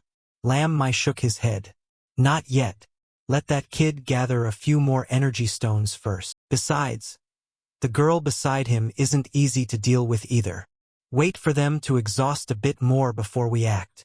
The underling immediately flattered, Boss, you're wise. At that moment, Lam Han had already encountered the level 17 Thunder Court Envoy. He looked at the opponent and smiled slightly. Only level 17? Compared to the diseased Wind Wolf King, it's far weaker. Feels like there's no challenge at all. Anat, let's go. Kill it and we'll go home. Anat charged up excitedly. Yes, Master. The Thunder Court envoy immediately detected an intruder, but before it could react, a knot's punch landed squarely on it, causing it to spit a mouthful of fresh blood. Immediately after, a knot transformed back into an ant and burrowed beneath the sand to prepare for the next attack. A small mound of sand suddenly rose under the Thunder Court envoy's feet. A knot shot up from the ground and delivered an extremely powerful punch. At the same time, Lam Han took out an ice-type spell scroll. A gigantic block of ice immediately appeared directly above the Thunder Court envoy. He casually waved his hand. The Ice Spear technique scroll was activated. A giant ice spear fell from above, piercing straight through the Thunder Court envoy's body. The system immediately announced, Thunder Court envoy defeated. Experience gained 0. A knot sat down exhausted. Master, a knot is so tired. Meanwhile, Lam Han read the system notification intently. Mission complete. Thunder Court envoy defeated. Reward, 300 beast taming points have been issued. Lâm Hàn sai sốp ti. This one wasn't strong in combat, but it's really tough-skinned. It took so long to kill. 300 beast taming points. Today's a big gain. It'd be a waste to leave them unused. First, help a knot awaken another skill. A new notification appeared. Investment of 300 beast taming points successful. The divine horn thought of the ancient Ten Fierce has awakened an additional skill. Waves of power enveloped a knot's body. The system continued updating. New innate skill, Iron Bone. Effect, increases defense by 20%. A nhất joyfully heal get Lâm Hàn. A knot feels stronger now. Thank you, Master. Just as Lam Han was about to reply, his expression turned serious. Be careful. This is a wild area. At that moment, Lam Mai stepped out leading the mercenary team. Kid, you're not bad, but when fighting outside you can't rely only on strength. You need firepower and brains too. Lâm Hàn smile sarcastically. Didn't you say before you'd help me for free? You showed up only after I finished clearing monsters. Here to rub my grandpa's feet? The fourth clenched his teeth in anger. Kid, you dared to refuse our mercenary team just now. You'll pay for that. Hand over all the treasures you're carrying if you know what's good for you. If not, don't expect to leave here alive. Lam Han calmly stood up, showing no fear. You dare to rob people right here? Aren't you afraid the security team will notice and arrest you? Lam Mai smile coldly. Kid, do you know why the Shattered Ruins are divided into safe zones and unsafe zones? Because the unsafe zones lie deep within the ruins. The security patrols maintaining order will never come to patrol them. If you die here, even if the security team finds you, they'll assume it was caused by wild beasts. If anyone's to blame, blame yourself for angering the wrong people. Kid, don't worry. I'll treat you very well. The greedy men behind spoke up. Boss, then give that girl to us. Seeing the spot where a knot had been empty, they were astonished. But where did she go? At that moment, a knot had teleported to stand right behind Lam Mai. She shouted loudly, Not good! Be careful. A knot nimbly grabbed their wrists, then casually tossed each of them into the air like toys, terrifying everyone. Who is this girl? She's terrifying. Mom, save me. Even Lam Mai was thrown flying by her. The mercenaries opened fire continuously.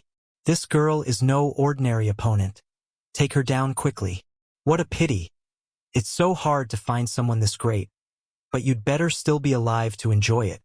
Hurry up. The Iron Bone skill activated, increasing defense by 20%, making a knot's body nearly impregnable. Lam Mai realized the girl was too strong. Too careless, retreat. But the woman panicked when she saw someone approaching. Lam Han gave a friendly smile and took out a spell scroll. Want to run? Too late. Lightning and thunder continuously struck down, the space echoing with the mercenaries' cries of pain. In the end, only the fourth and Lam Mai remained. The fourth panicked. Monster! She's a monster! Damn it! Why does this kid keep using spell scrolls like that? Lam Mai discover a nhất se mét to obey only Lâm Hàn. I saw it fighting the whole way. It must have used up its scrolls. Capture it. We still have a chance to turn this around. The fourth regained his composure. That's right. Damn it. Without scrolls, this kid is just a weak chicken. I'll take a risk on him. Lam Han asked contemptuously, "You still intend to counterattack in a hopeless situation?" Saying that, he produced a pile of spell scrolls. Ambitious. But this weak chicken like me is covered head to toe in monetary power. Both men immediately trembled. Lam Han coldly ordered, "Hand over all equipment, energy stones, and skill books on you. Do that and I might consider sparing your lives. If not, I'll show you what it means to fear insufficient firepower." Lam Mai retorted angrily, "So who are the real robbers here?" At the vocation transfer temple, renowned throughout the region, the receptionist received a message. The person who activated the 5-star mission this morning seems to be named Lam Han. Is that so? He's quite handsome, but unfortunately not very lucky. A mission that difficult should take at least over 10 days to complete. But the appearance of Lam Han made the receptionist widen her eyes in surprise. Lam Han spoke up, "Hello. I've just completed the vocation transfer mission and have returned to submit it." The receptionist couldn't believe her eyes. "So soon? Mission completed already? Impossible. I must have heard wrong. A 5-star mission isn't something trivial. How could it be finished so quickly?" "Mr. Lam, you want information about the vocation transfer mission, right? Please wait a moment." Lâm Hàn đe nít ít. "No, I really have completed the mission and I'm back to transfer vocations." The receptionist loudly asked, "What? You completed the mission?" He calmly confirmed, "Yes, quite easily." She regained her composure. "Please wait a moment. I will arrange a room for you right away. Room 996 is currently available. The procedure is the same as when receiving the mission." Lam Han cut her off and turned to leave. "All right, thank you." The receptionist was so astonished she broke into a sweat. "Only a few hours and the mission's already completed? You're not joking, are you?" A notification displayed, "Congratulations on completing the vocation transfer mission. You have successfully reached second shift." Hearing that, she froze. Is this for real? The news caused an uproar among those present. Someone finished a 5-star mission. Since when did a figure this strong show up here? The info board continued, "Vocation, second shift beast taming scholar." Lâm Hàn was đeo lai. So this is the second shift vocation? Feels pretty solid. His stats were updated. Name, Lâm Hàn. Vocation, beast taming scholar, second shift, hidden vocation, level 10. Strength 1000. Agility 900. Spirit 800. Stamina 730. Skills, Life Binding Contract LV.1. Beast Taming Space LV.1. Summon Beast LV.1. Second shift achieved. Unlocked vocation innate skills. Lightning Wing. Can fly for 10 minutes, cooldown 1 hour. Copy. Can replicate all skills of a tamed beast and use them briefly, lasting 5 minutes, cooldown 2 hours. Bloodline Reverse. Can cause a beast's bloodline to rebel against its origin. The host successfully reached second shift, activating the system's second shift rewards.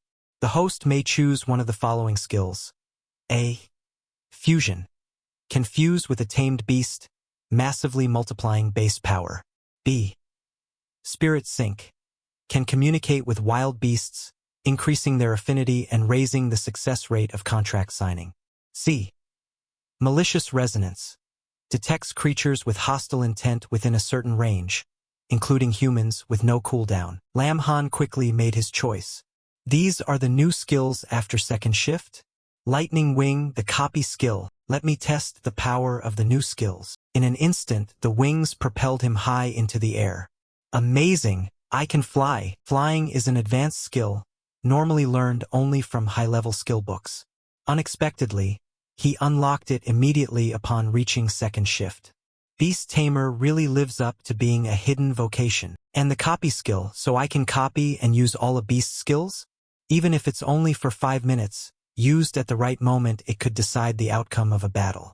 Not bad. Next was choosing the level up reward. Fusion looks pretty cool. Spirit Sync is also very useful in combat. But in terms of practicality, Malicious Resonance can detect hostile intent nearby, like an automatic alarm. If I had this skill earlier, I would have wiped out those mercenaries.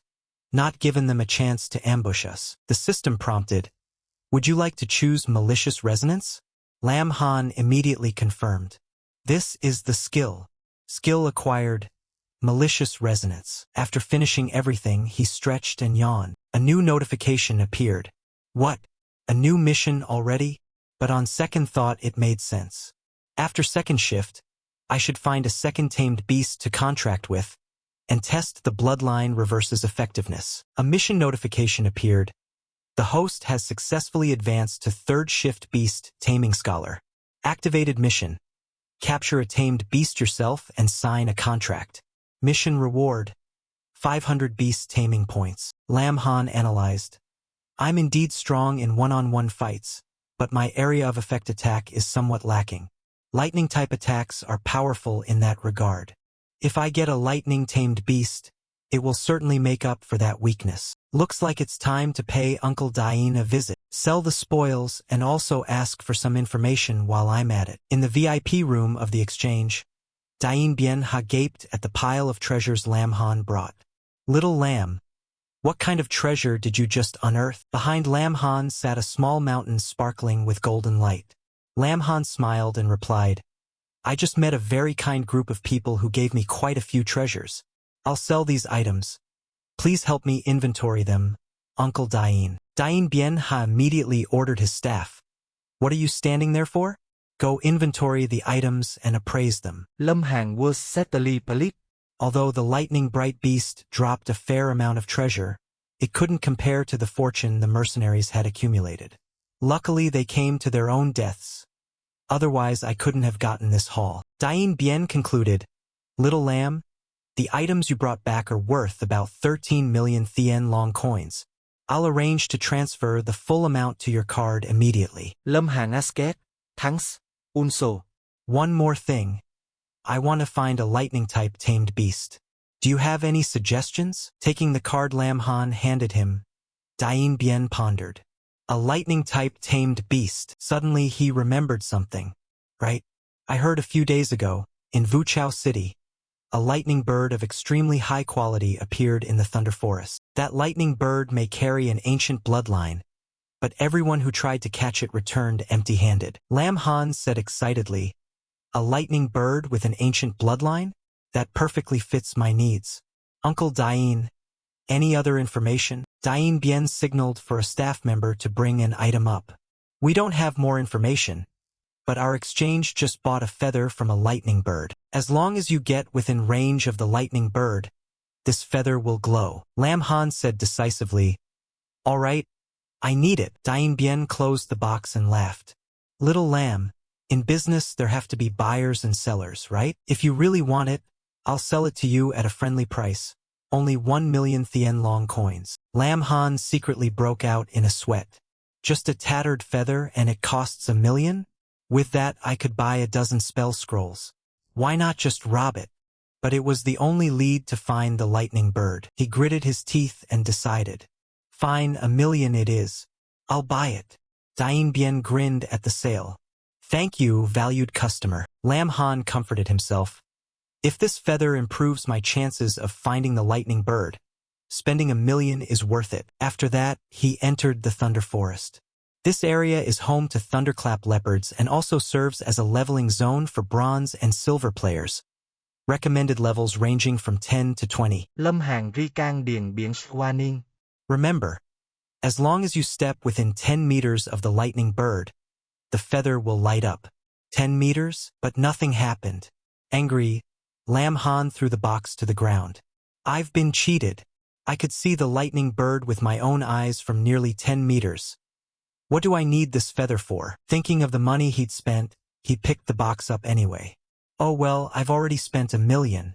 I'll focus on finding the lightning bird first. Going through this forest shouldn't be too hard. With just a knot, I could dominate the silver zone. If I get one more tamed beast, wouldn't I control the entire gold zone? A knot sensed Lam Han's thoughts and immediately became furious. She appeared and delivered a punch to him. Evil master, you already have a knot and still want another tamed beast. Lam Han hurriedly soothed her.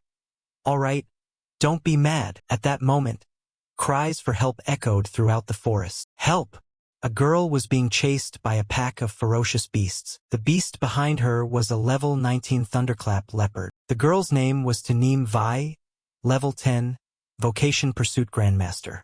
She thought to herself, "No, if this continues, I'll be caught." At that moment, her foot caught on a fallen branch. Niệm vi tumble forward. Damn it! The thunderclap leopard lunged in right behind her, ready to pounce. Tame Vi squeezed her eyes shut in despair. This time I'm dead for sure, but the pain she expected never came. She slowly opened her eyes. I'm alive. What is that sound? Lam Han had activated multiple skills in succession. Recovery. Heavenly Horn Thought. Frenzied Brutal Strike. A direct attack that knocked the thunderclap leopard back. Tame Vi gaped in astonishment.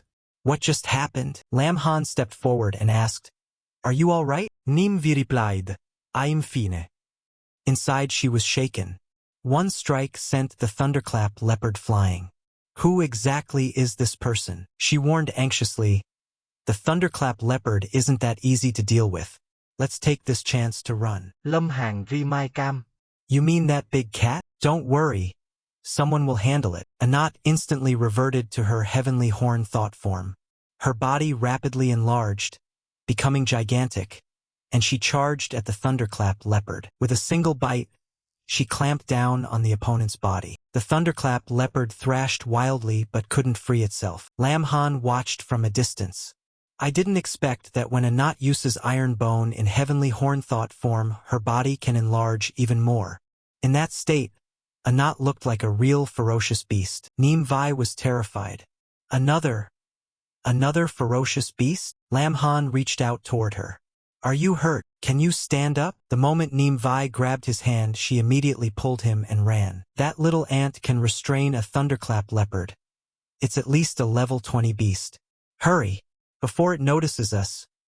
Run. Just then, the thunderous body of the thunderclap leopard fell heavily to the ground, blocking the two of them. Anat snarled fiercely. Who dares kidnap my master? Tame Vi stammered. No. This is bad. Lam Han smiled and interrupted. Anat. Well done. He gently patted her head. I'll reward you when we get home. Tame Vi gaped, unable to believe her eyes. What's going on? Anat quickly shrank back down to her original form. Lam Han introduced himself. Let me introduce myself. My name is Lam Han, vocation beast tamer. She's my tamed beast. You don't need to be afraid. Niệm vi suddenly rembet. I've heard about you before, she exclaimed in surprise. According to legend, in the neighboring city someone awakened the hidden vocation beast tamer. It turns out it's you. Lam Han replied modestly. It's just rumors, nothing legendary. She asked curiously, aren't beast tamers supposed to rely on their beasts to fight? How are you strong enough to hit like that with your bare hands? And what kind of ant is that? How could it bite a thunderclap leopard to death? Anat looked annoyed at being stared at. She immediately used her signature move, Anat Hammerhead, ramming Tame Vi's forehead. A bump instantly rose on Tame Vi's head, even smoking. Lâm Hàn Huriden xúc hơ. Okay, Anat, don't be mad. Anat angrily said, don't come near my master. Lam Han asked puzzled. You don't seem very strong. So why do you dare go into dangerous places like that? She introduced herself. My name is Tame Vi. I came here for a second shift mission. But my luck was terrible and I got assigned a 4-star task. What about you? What are you doing here? Lam Han didn't hide it. I heard there's a lightning bird in the Thunder Forest. That's my target. Niệm vi smile. What a coincidence. You want to find a ferocious beast? Conveniently, my vocation is Pursuit Grandmaster. Consider this my thanks for saving me. I'll help you. Lâm Hàn was settlely polite. Pursuit Grandmasters may not be strong in combat, but their tracking ability is outstanding. She can definitely help me. He happily agreed. Then I'll have to rely on you for this task. Tame Vi replied confidently. No problem. Leave it to me. However, my ability has limits. If we have an item from the lightning bird, locating it will be much easier. Lam Han took out the feather. I have a feather, see if it works. Tame Vi was astonished. A lightning bird feather. I recall these sell for absurd prices on the black market. This feather is very well preserved and can definitely be used to pinpoint the lightning bird's direction. However, if I use my skill, the feather might be damaged. If you plan to sell it for money then, Lam Han wasn't concerned. Don't worry. To me this item is just baggage. It's fine if it gets damaged. Neem Vi exhaled in relief. Then that's settled. She immediately activated her tracking skill. Pursuit technique, object tracking. Neem Vi's eyes seemed able to pierce through space. A beam of light shot forward from the feather. She announced excitedly, "I've found the lightning bird's direction. It's located. Just follow this light and we'll find it." Lam Han said eagerly, "Okay. Let's set out." The two immediately followed the direction the light indicated. Suddenly Lâm Hàn theo niệm vi bắc. Wait, there are beasts ahead, and quite a few of them. Neem Vi was startled. What? She promptly hid behind Lam Han. What should we do? Should we go around? A knot, perched on Lam Han's shoulder, saw Neem Virgin Islands close to her master, and instantly became alert. She jumped down and charged straight ahead. Lam Han hurriedly stopped her. No need. A knot. But a knot ignored him and began slaughtering the beasts. One after another. Notifications popped up for Lam Han. Defeated lightning minor beast. Gained 650 experience. Lâm Hàn lau ghét. Feeling energetic today, aren't we? He suddenly understood. No wonder a knot can suppress the whole pack so easily. But why is she so angry today? In a knot's mind she thought, I've finished them all. Master will be so pleased when he sees this. Neem Vi widened her eyes. All these beasts were killed by that little ant? Lam Han replied calmly, I told you. These little monsters are easy to handle. A joy rose in him. I've reached level 11. This feels pretty good. The system notified, Congratulations. You have leveled up to 11. Overall attributes increased by 160 points. You received 120 free attribute points to distribute. A knot returned and casually shoved Neem Vi to the side. Lam Han resignedly admonished, A knot, you're being naughty again. Change back. A knot immediately replied, Yes, master. Neem Vi clambered up, her face full of confusion. What's going on?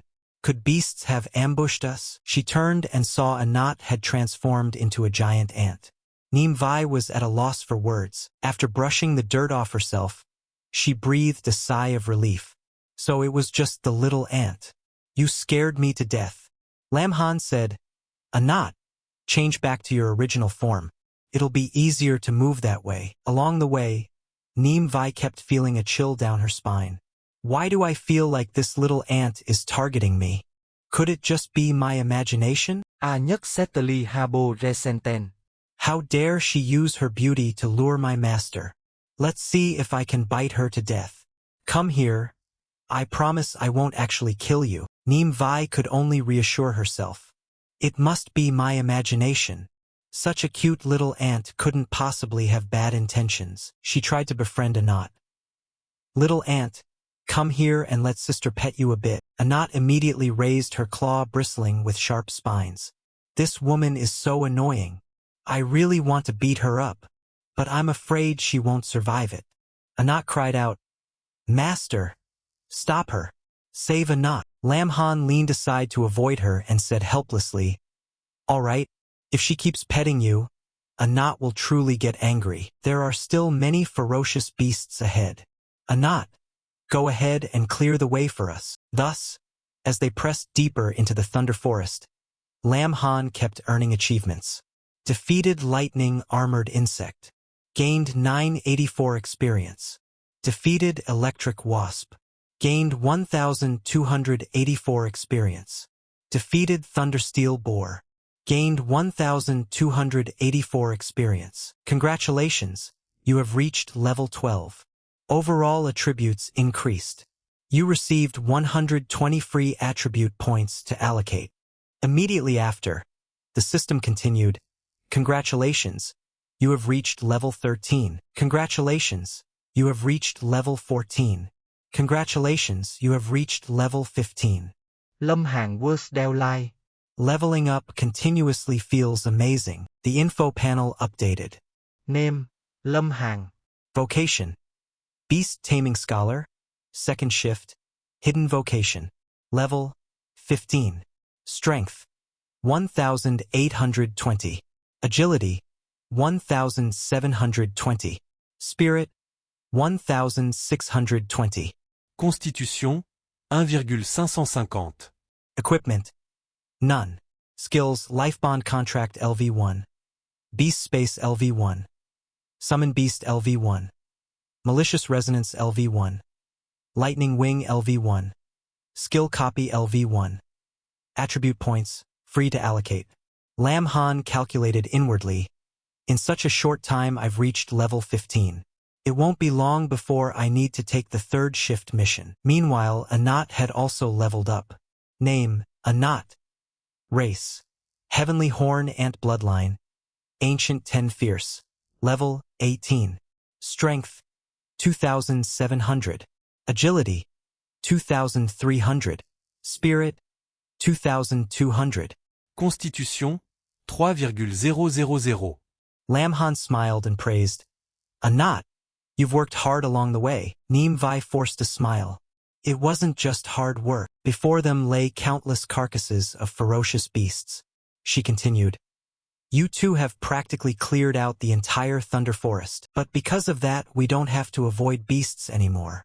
We can move at top speed to find the lightning bird. I can sense it's in this direction. At that moment, Anat suddenly cried out, Chi! Ki! Ki! Lâm Hàn frown. Anat, is there something wrong ahead? Anat, despite being a ferocious beast with an ancient bloodline, was unusually wary. Could there really be something ahead that even Anat is cautious about? Just then, atop a high branch appeared the target Lam Han had been searching for. It was the lightning bird.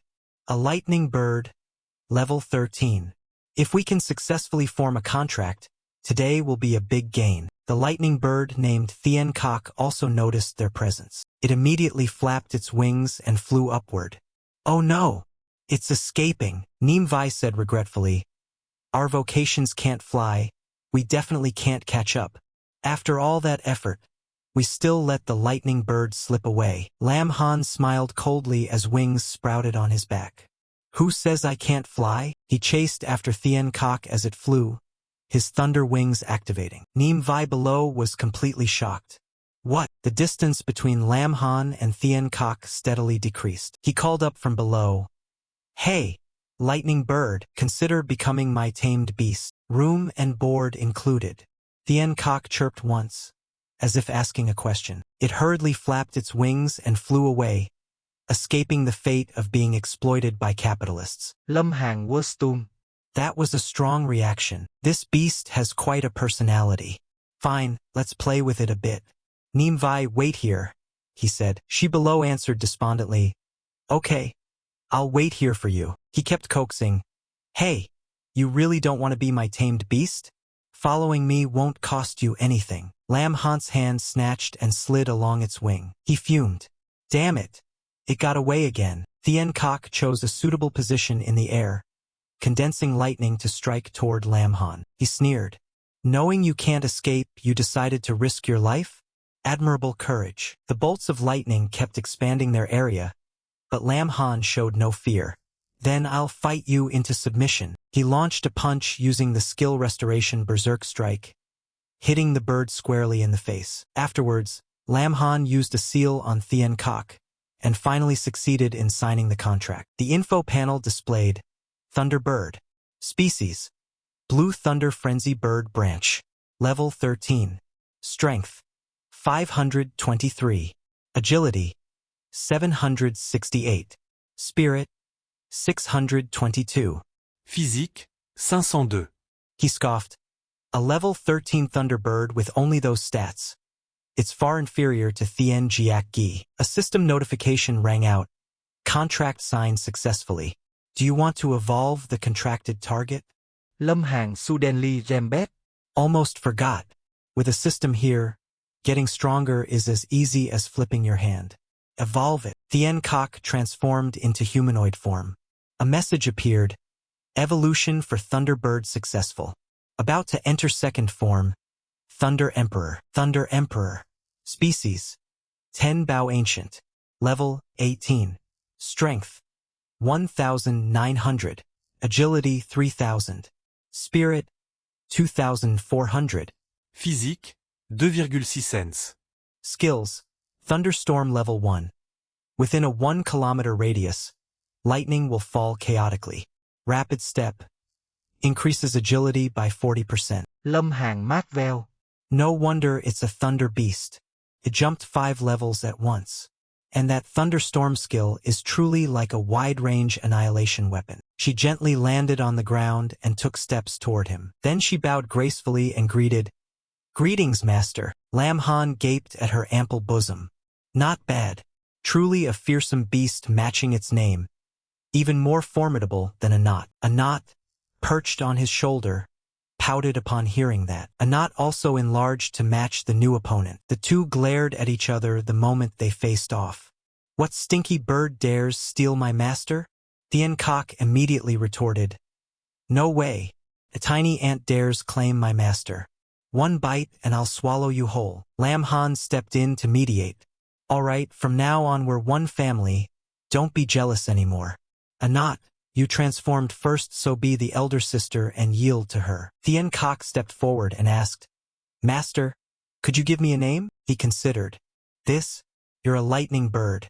I once heard a phrase, Vietnamese weak rooster's neck. At the beginning of the Great Water, Yin and Yang respond, moved to create Thunder Lake, boasting over heaven and earth's ancient. Then I'll name you Tien Kok." She smiled in satisfaction. Thiên Cốc. "I really like that name. Thank you, master." Lam Han thought to himself that this gentle, pleasant girl was so proficient in wild thunder rage skill. He wished he could test her power once. Now was precisely the opportunity for the Thunderbird to display its full strength. At the same time, Neem Vi sat in a corner, feeling as if the whole world had forgotten her. Where did Lam Han go? When will he come back? After returning, she asked, "Lam Han, do you really want to help me complete the 4-star mission? But my target is to hunt the leader here. The difficulty is too high. Maybe we should forget it." He replied, "You help me find the Thunderbird. I'll help you complete the 2nd transfer mission. That's only fair. Besides, I want to take this chance to test the Thunderbird's power. Go up, Tien Kok. Show me exactly how powerful you are." Tien Kok flapped her wings and flew high, her wings emitting streaks of lightning. Her body took humanoid form, piercing through the thick layers of dark clouds. Tien Kok loudly summoned thunder and lightning to strike down. In the sky, a whirlwind of electric storm gradually condensed. The level 7 and level 8-man tribesman and the level 9-man leader looked up at the sky in astonishment. Lam Han sighed to himself, "The monsters here are too low level. If Tien Kok's thunder rage strikes down, I'll have to kneel and beg them not to die." Lam Han instructed, "Tien Kok, feel free to unleash yourself. Just don't kill the man leader." Neem Vi squinted up at the sky. "There are so many lightning strikes up there. Where's that bird? Why can't I see it clearly?" Tien Kok was extremely excited to be allowed to go all out. "At your command, master." A heavenly bolt of lightning from the center of the sky descended upon the tribe below. She also followed the lightning and plunged straight down, while the man leader drew his bow and fired at the intruder. Tien Kok closed in on the enemy with extreme speed. At the same moment, the heavenly lightning struck his body from above. Neem Vi worriedly said, "The Thunderbird has acted? With so many enemies, who knows how long this will take? Should we go help?" But as soon as she popped her head up to assess the situation, she gasped in horror. Before her, Tien Kok stood atop the corpse of the man leader, the very leader they needed to eliminate. "Already captured him?" Lâm Hàn nốt đét in price. "Well done, Tien Kok." He handed Neem Vi a dagger. "Finish him off. Your mission will be considered complete." Her hand trembled as she gripped the dagger's hilt. "I know." To Neem Vi killed the man leader, completing the mission. She turned to thank Lam Han. "Thank you. Thanks to you I was able to complete the mission. My home is in this area, and now the main task is done. Would you like to take a walk with me in Vu Chao City?" He turned to leave. "No need for formalities. You helped me find the Thunderbird. If fate allows, we'll meet again. Nimvi silently prayed. Lam Han, I hope one day we meet again. Lam Han was pleased with today's results. In just half a day, he had tamed a second ferocious beast. I'm really lucky. Next I need to plan the leveling route. Just then, his phone rang. Lam Han was surprised to see the caller's name. Long Thien Kyo is calling me now. Could it be something important? He answered. Long Thien Kyo, what's up? If it's to invite me to eat, I'll come find you right away. Thien Kyo immediately denied it. Not about eating.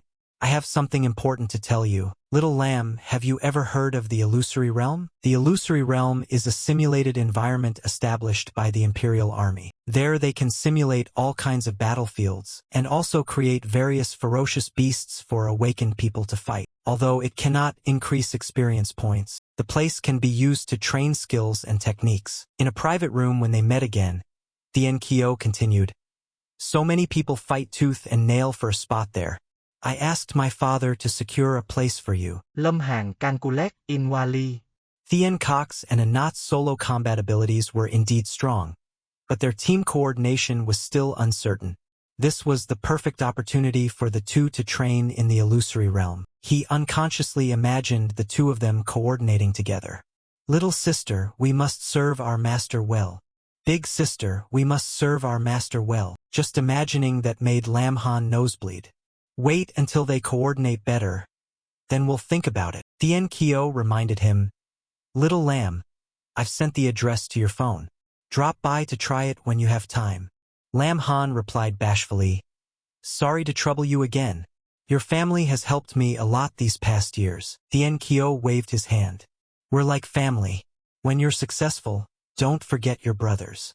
Lam Han smiled and said, agreed. He returned to his bedroom to rest. The next morning, Anat snuggled close and smiled, asking, Good morning, master. Did you sleep well last night?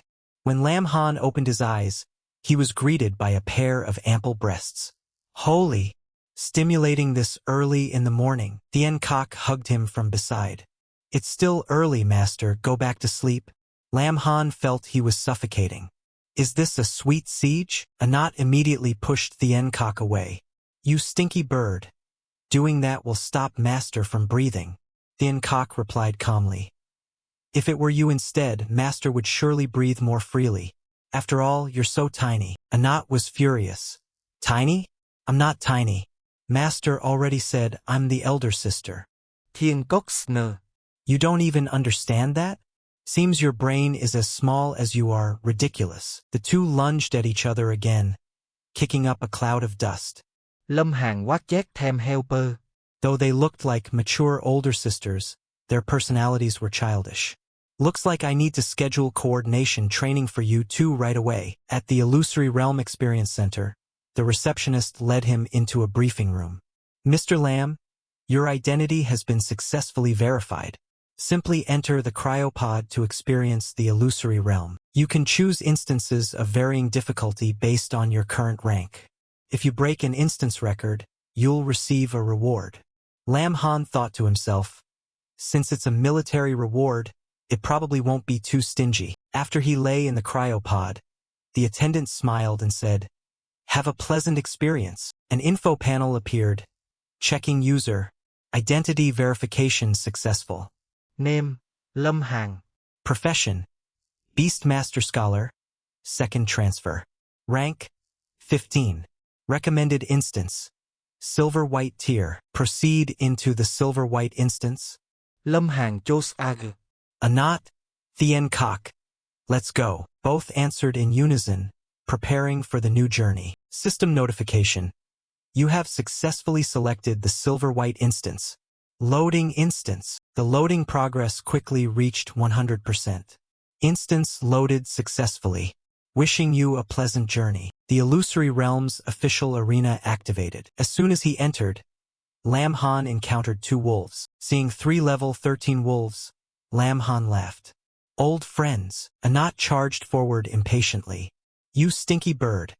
I'll show you who truly deserves to be beside our master. The pack of wolves howled and then simultaneously lunged at her. Yet with a single punch, Anat sent all 3 wolves flying backward. After her victory, she turned to taunt Thien Kok. Thien Kok remained motionless, but the power radiating from her alone was enough to blow the wolves away.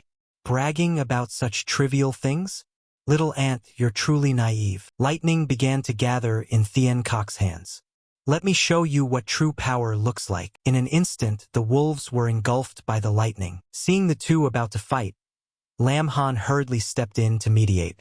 We're all family, love and harmony among each other. Anat snapped irritably. Master, sorry. Anat would never want to be close to this stinky bird. Thien Kok replied coldly. I don't like you either. Different species can't really get along. While the two were still arguing, Lam Han alone had to face the pack of wolves charging at them.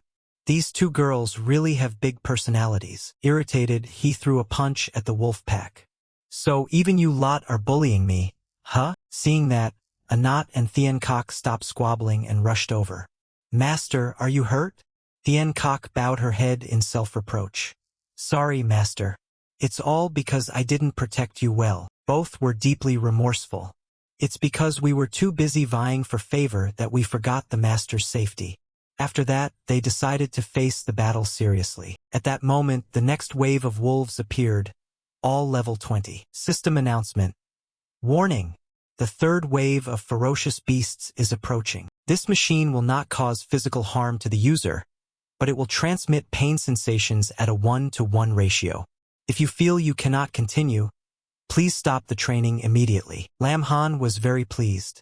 At this difficulty, even some rare frontline classes might struggle to cope.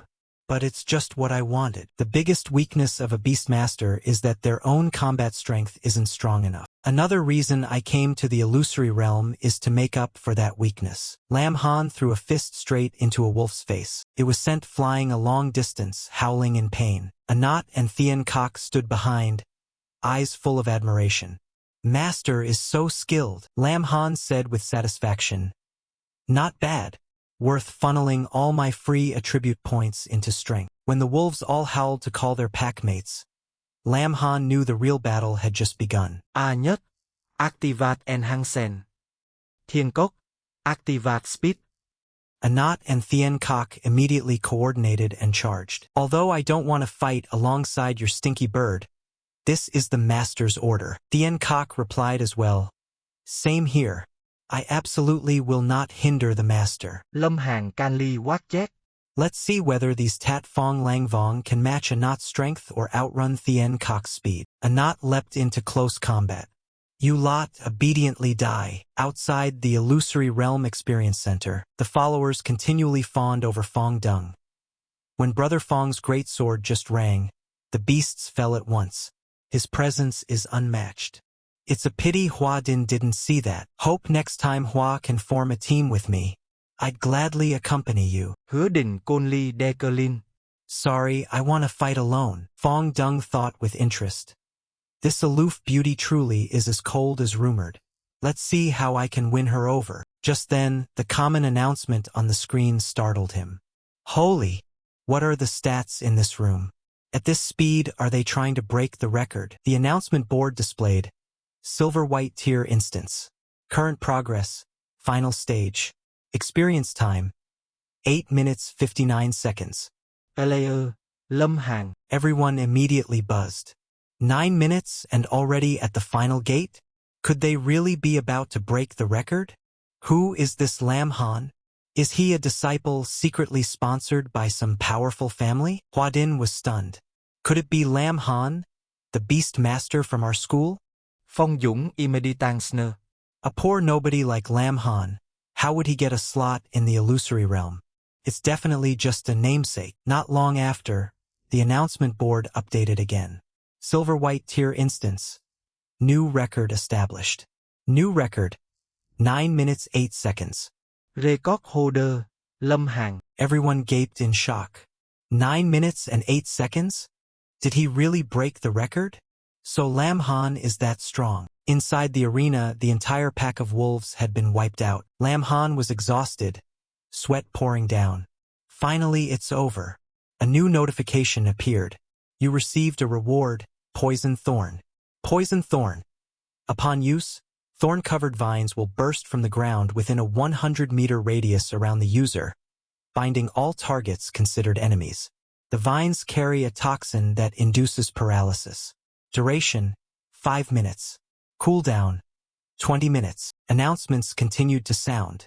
Consciousness will be auto-recovered soon. Welcome back. Please return next time. Lam Han happily accepted the reward. I didn't expect the reward to be a skill book. This illusory realm is really interesting.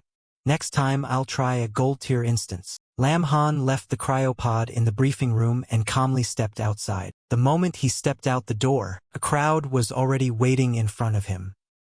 He really broke the record, and he nearly halved the previous time. The people around kept buzzing. This newcomer is crazy. Does anyone here know the great legend Lam Han?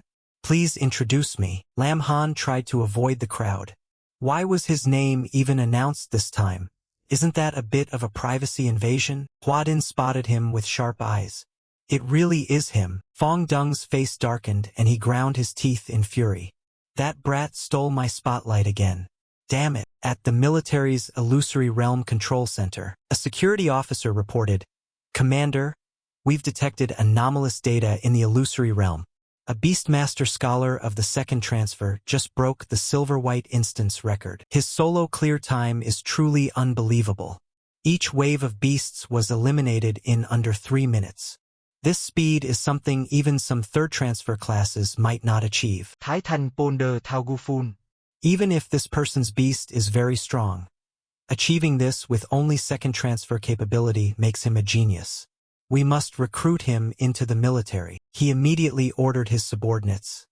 "Investigate this person thoroughly. By tomorrow morning, I want all his information." The next day in class, Long Thien Kyo excitedly recounted Lam Han's achievement. At that moment, thunder suddenly rumbled. The Tat Fong Lang Vong then saw piles of bones of its fallen kin at Lam Han's feet and, terrified, knelt down repeatedly and kowtowed. Hua-din couldn't help but exclaim, "Lam Han is really strong." Just then, Fong Dung stormed in and kicked open the classroom door. He shouted loudly, "Lam Han, come out here." Long Thien Kyo immediately sneered, "Fong Dung, what are you doing here? Aren't you afraid little lamb will punch your face swollen?" Fong Dung brushed it off. "Cut the crap.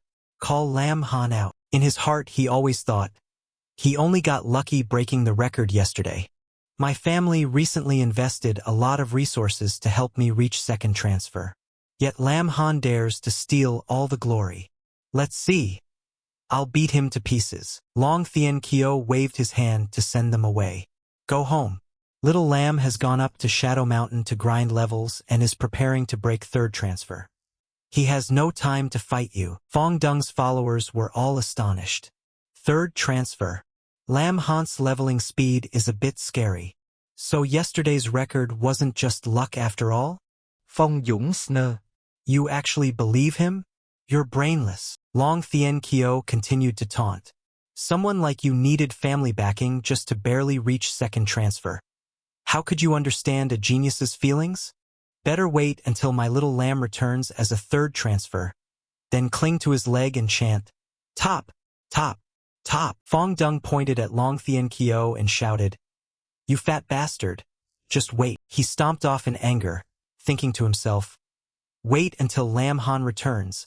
I'll deal with both of you trash." On Shadow Mountain, heavenly thunder kept striking down from the sky, sending the ferocious beasts rolling and flailing. Even Lam Han had to admire them. My God, with these two grinding experience like harvesting machines, won't third transfer be as easy as turning your hand? The system kept updating. Successfully defeated Tat Phong Lang. Gained 500 experience. Successful defeat Báo Lôi Đình. Gained 1000 experience. Successful defeat Thú Lôi Minh. Gained 1000 experience. Anat ran over and hugged Lam Han.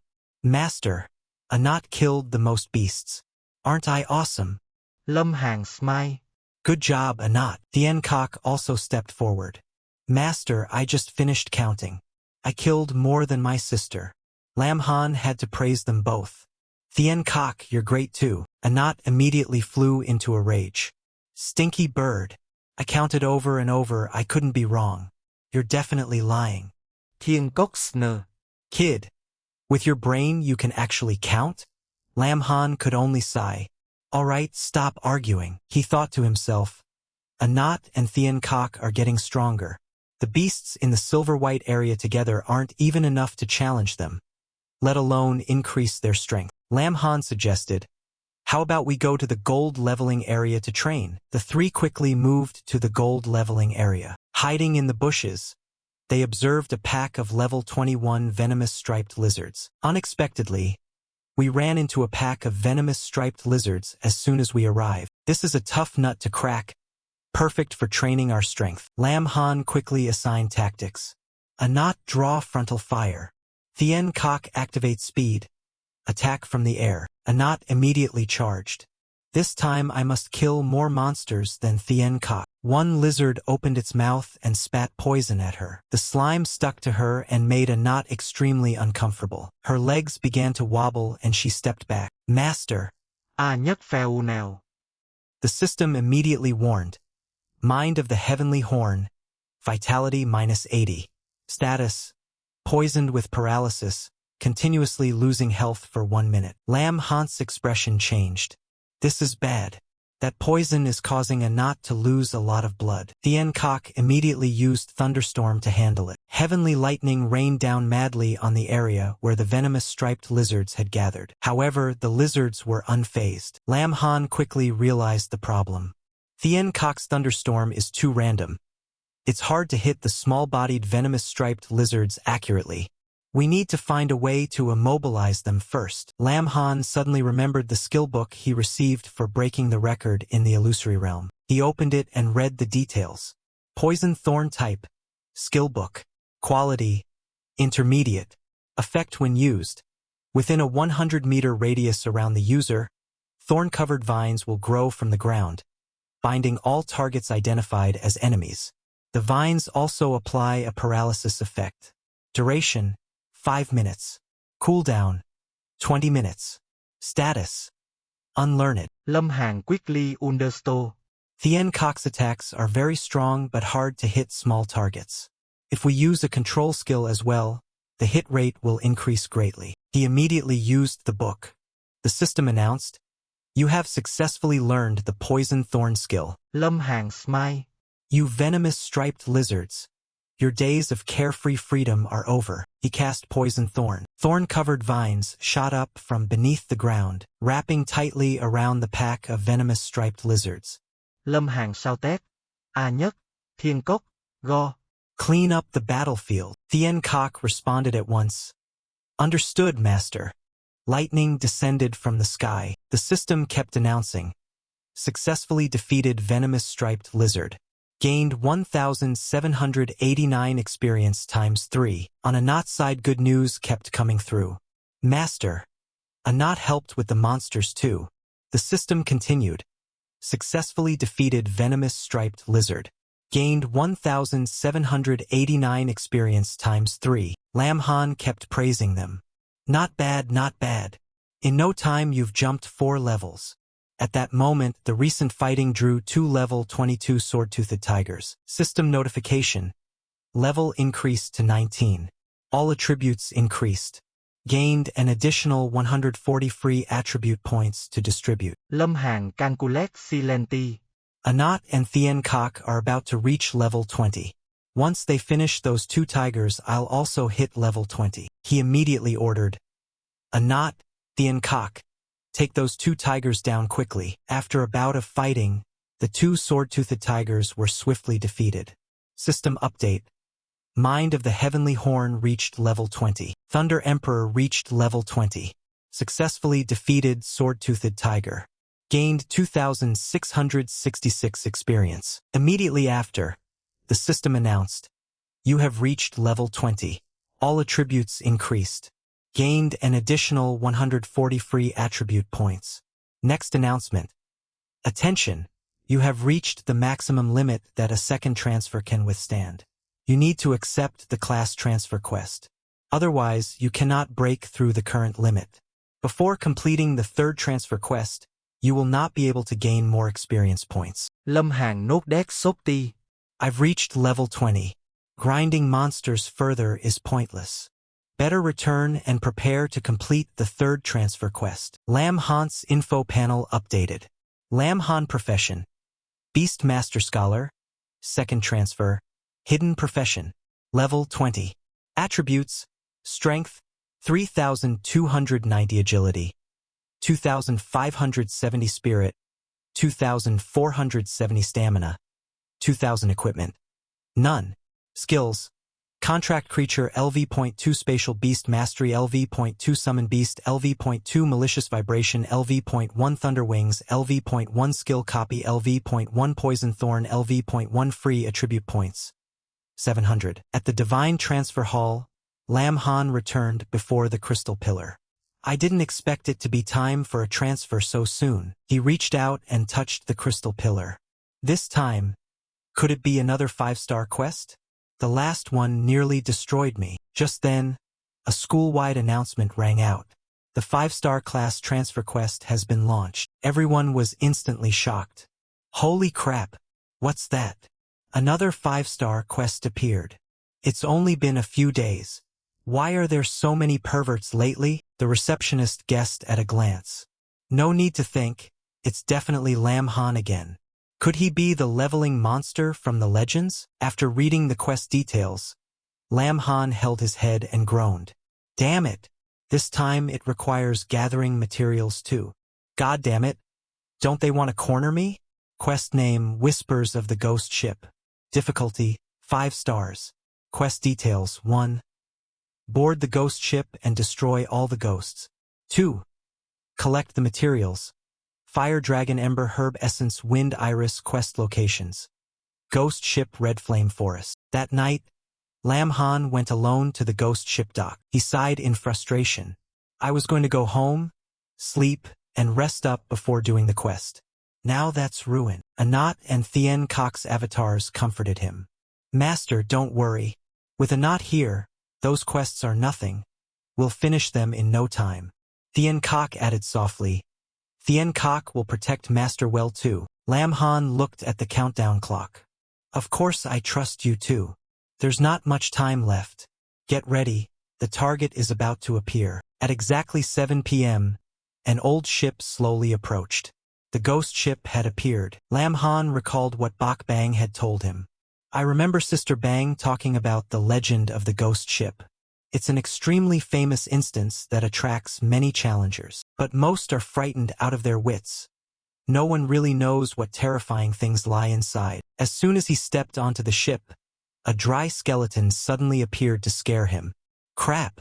Is that really a ghost? Lam Han immediately lost his temper and threw a punch at it.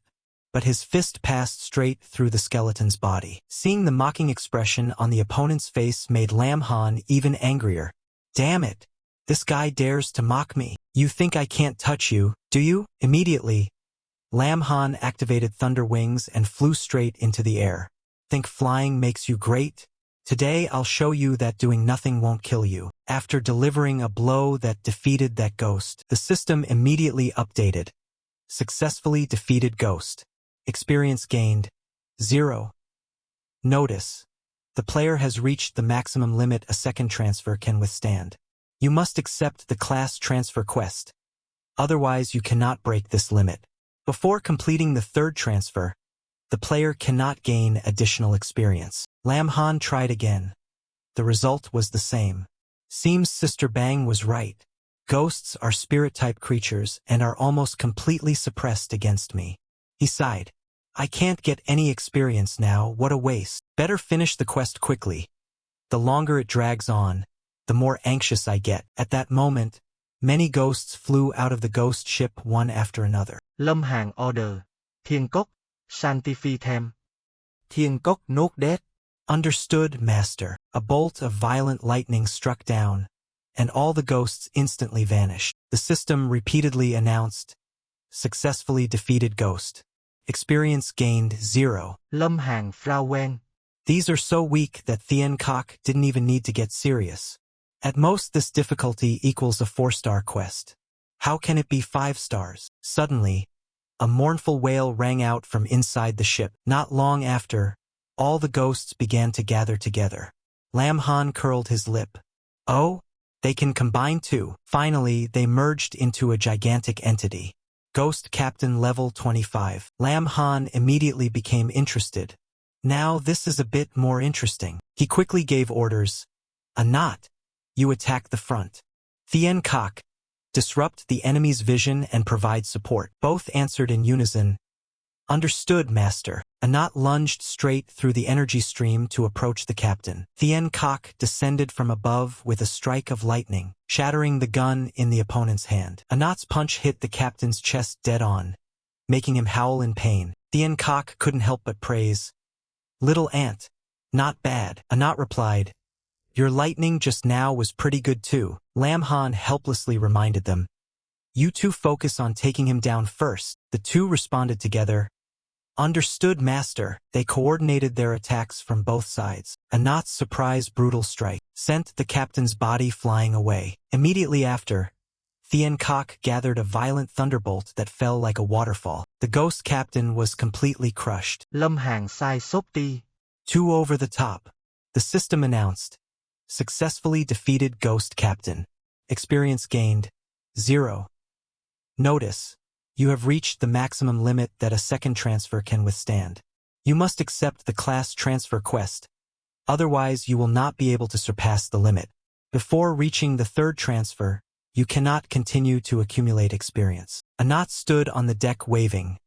Master, Anat finished the enemy.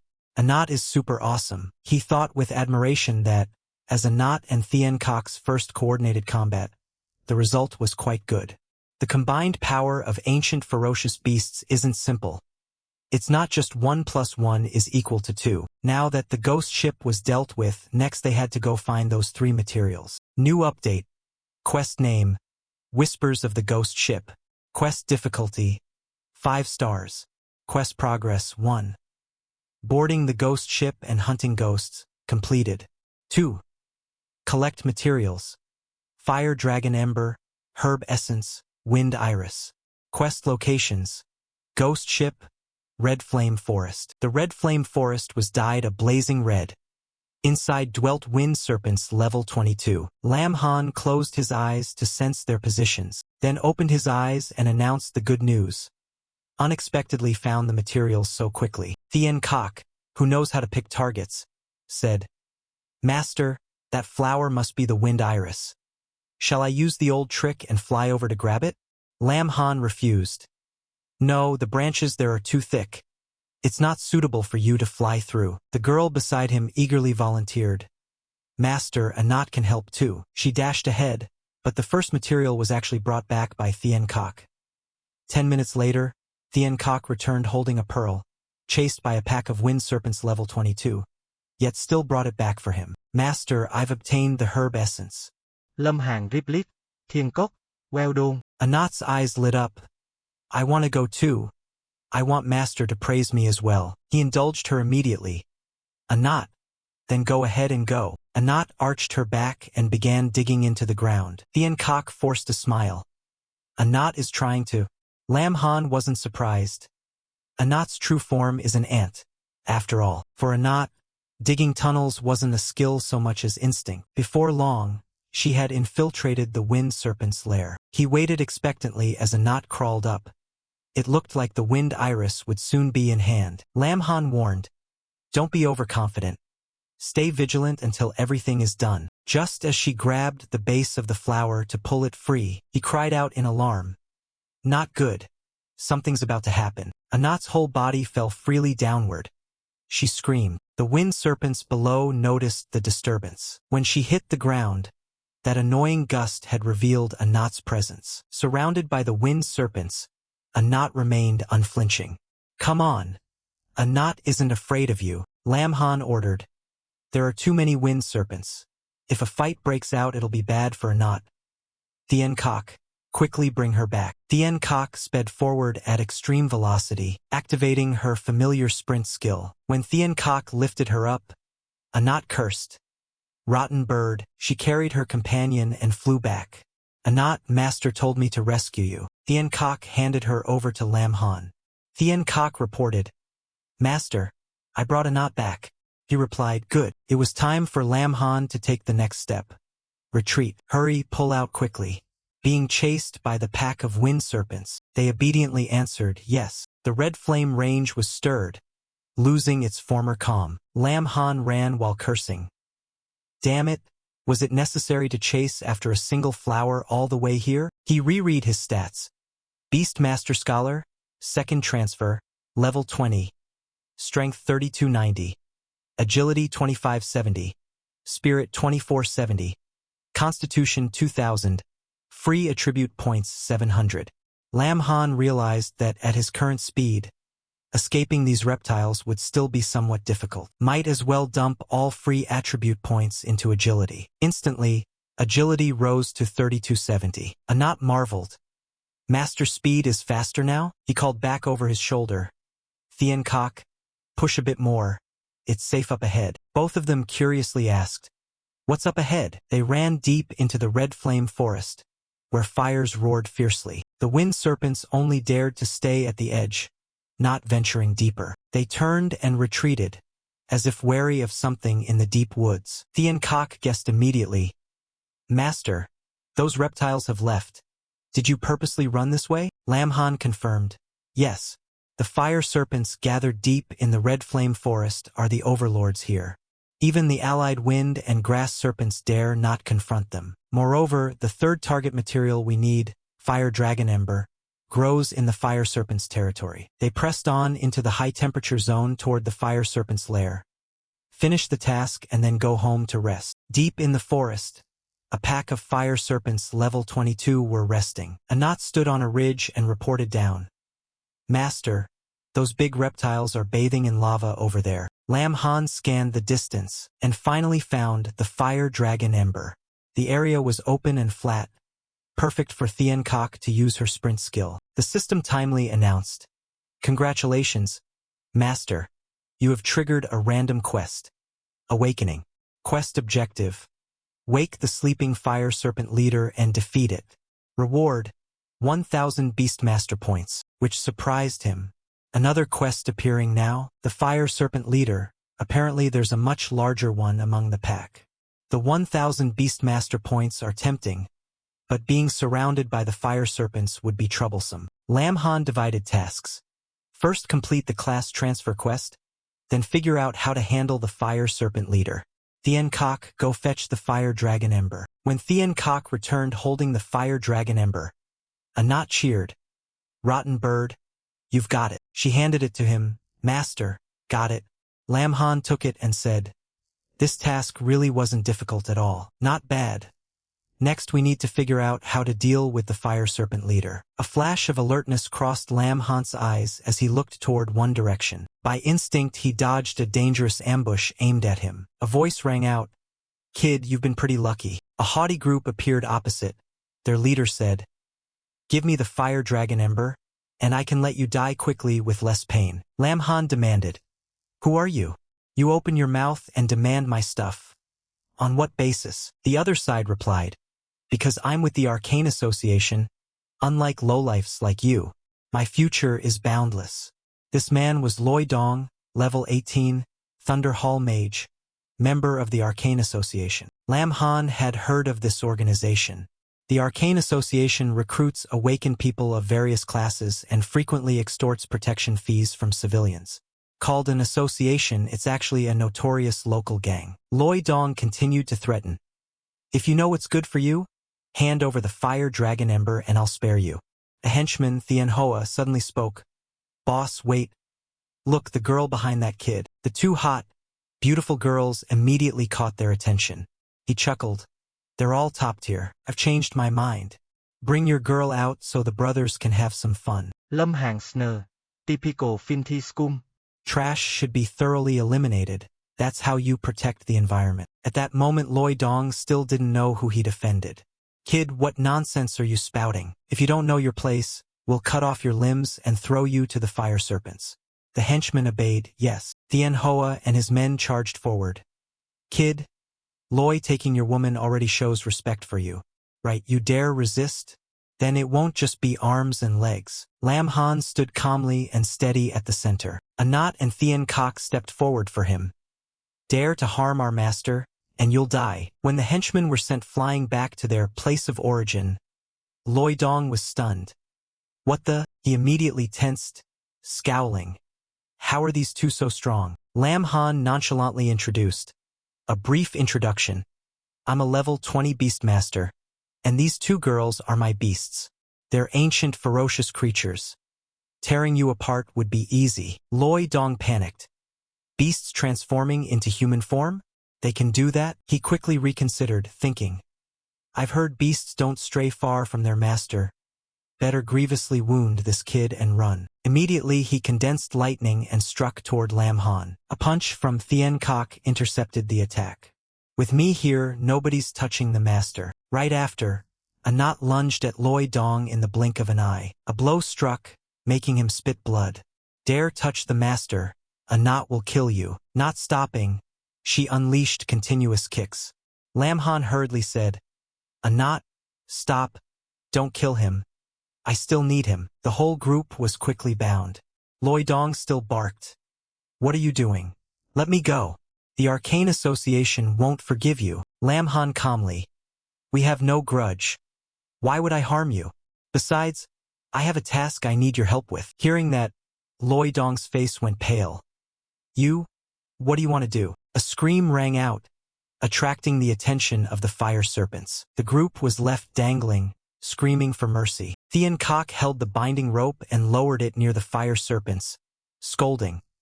Haven't you eaten? Scream louder. They panicked. Have mercy. Don't let go. We were wrong.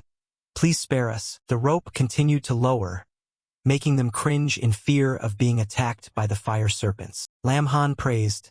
Thien Kok holding that altitude is pretty good. Anat curiously asked, Master, what do you want to do? He answered, Aren't we dealing with the fire serpents? To fish you need bait. Next we need to make them create an even bigger commotion. The rope was dropped, and the group fell onto a rock in the middle of the lava sea. Two fire serpents had crawled up nearby. Loi Dong panicked and unleashed his power to stop them. Don't come here. Don't come here. But his attacks were like scratching an itch, completely ineffective. Thien Hoa warned, Brother Loi, your attacks won't work on them. Another henchman yelled, Help! I don't want to die. As the fire serpent pounced, the whole group could only scream pitifully. Help! Lâm Hàn Conley Scolet, U-Cells. Thien Kok, protect them a bit. Don't let them die right now. She obeyed. Understood, Master. Loi Dong hurled lightning down to save his people. The shocked fire serpents froze from the electric shock for a moment. Lam Han was pleased. Good. Keep it up. Make the chaos even greater. The layer of lava began to tremble. The lava surface rose up like a small mountain. The Fire Serpent King level 28 manifested. Lam Han rejoiced. We've hooked a big one. Thien Kok struck, but its back was immediately hit by lightning. Seeing the Fire Serpent King turn, Lam Han ordered at once. Good, we've drawn its ire. Haul the target in. Thien Kok turned and retreated. Understood, Master. Anat wondered. Master, what about those four scoundrels? Lam Han casually, leave them. With that strength, they'll soon be dealt with by the fire serpents. Those practiced killers and thieves. If the fire serpents don't kill them, I'll handle them myself. Now prioritize finishing the task. Anat immediately charged in, understood. She unleashed her most violent ultimate strike. A palm slammed hard into the Fire Serpent King's body. Lam Han cheered. Good. Anat, keep it suppressed. She continued with chained kicks to the giant beast's head. Lam Han called to Thien Kok. Follow up.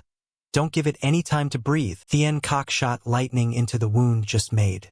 Understood, Master. Lam Han assessed. Although the Fire Serpent King is higher level, with Anat and Thien Kok's coordination, we can gradually defeat it. Suddenly a terrifying roar rang out, forcing him to cover his ears. It became enraged and hurled both of them away. Immediately after, a massive fireball shot straight toward them. Lam Han panicked. This is bad. Anat, Thien Kok, get out of the way. Thien Kok instantly used its body to shield Anat. The flames erupted fiercely, but both managed to escape to a safe area. Her feet hit the ground from exhaustion. Seeing Thien Kok collapse, Lamhan hurried over and asked, "Thien Kok, are you all right?" Anat was also very concerned. He sadly looked at the bleeding wound on her shoulder. Thien Kok and Anat were only level 20. An 8-level gap is not easily bridged. The quest is important, but if Thien Kok or Anat are endangered here, it would be a huge loss. Nevertheless, Thien Kok persisted. "Master, I can still continue. The master must be doing something very important. We can't give up easily. Besides, if we retreat now, the Fire Serpent King will pursue us." Anat agreed. The great bird is right. Besides, the master's matter is my matter. I must help the master fulfill his wish. Both charged toward the Fire Serpent King. "Rest assured, master, we will help you complete the mission." Yes, Anat and the great bird will do their best. Lamhan was moved. He hadn't expected them to value him so much and always worry about his safety. That made him plan even more carefully. He couldn't let them be harmed. The Fire Serpent King's body was enormous and its defense extremely strong. Anat and Thien Kok couldn't deal effective damage to it. Direct assault would be very difficult. He had to change his approach. He suddenly noticed a breakthrough point on the battlefield. Lamhan looked at the bleeding wound on its neck, the wound Anat had inflicted earlier. He shouted orders. "Anat, Thien Kok, keep that rhythm of attack and look for an opportunity to widen the wound on the Fire Serpent King's neck." They understood his intent. Though unclear on the master's purpose, they trusted him completely. Anat immediately struck at the old wound. Lamhan encouraged. "Good. Anat, keep stacking damage and widen the wound." Then it was Thien Kok's turn to supplement the attack. She replied, "Understood, master." The lightning continued to drill deep into the wound, making the Fire Serpent King roar, its body falling into the lava sea below. When the smoke cleared, the two girls waited for the result. But the Fire Serpent King still surfaced, showing no obvious weakening. Anat murmured, "We've been hitting it so long and it's still not effective?" Lamhan stepped forward, his voice low. "No, that's enough." He immediately lunged forward.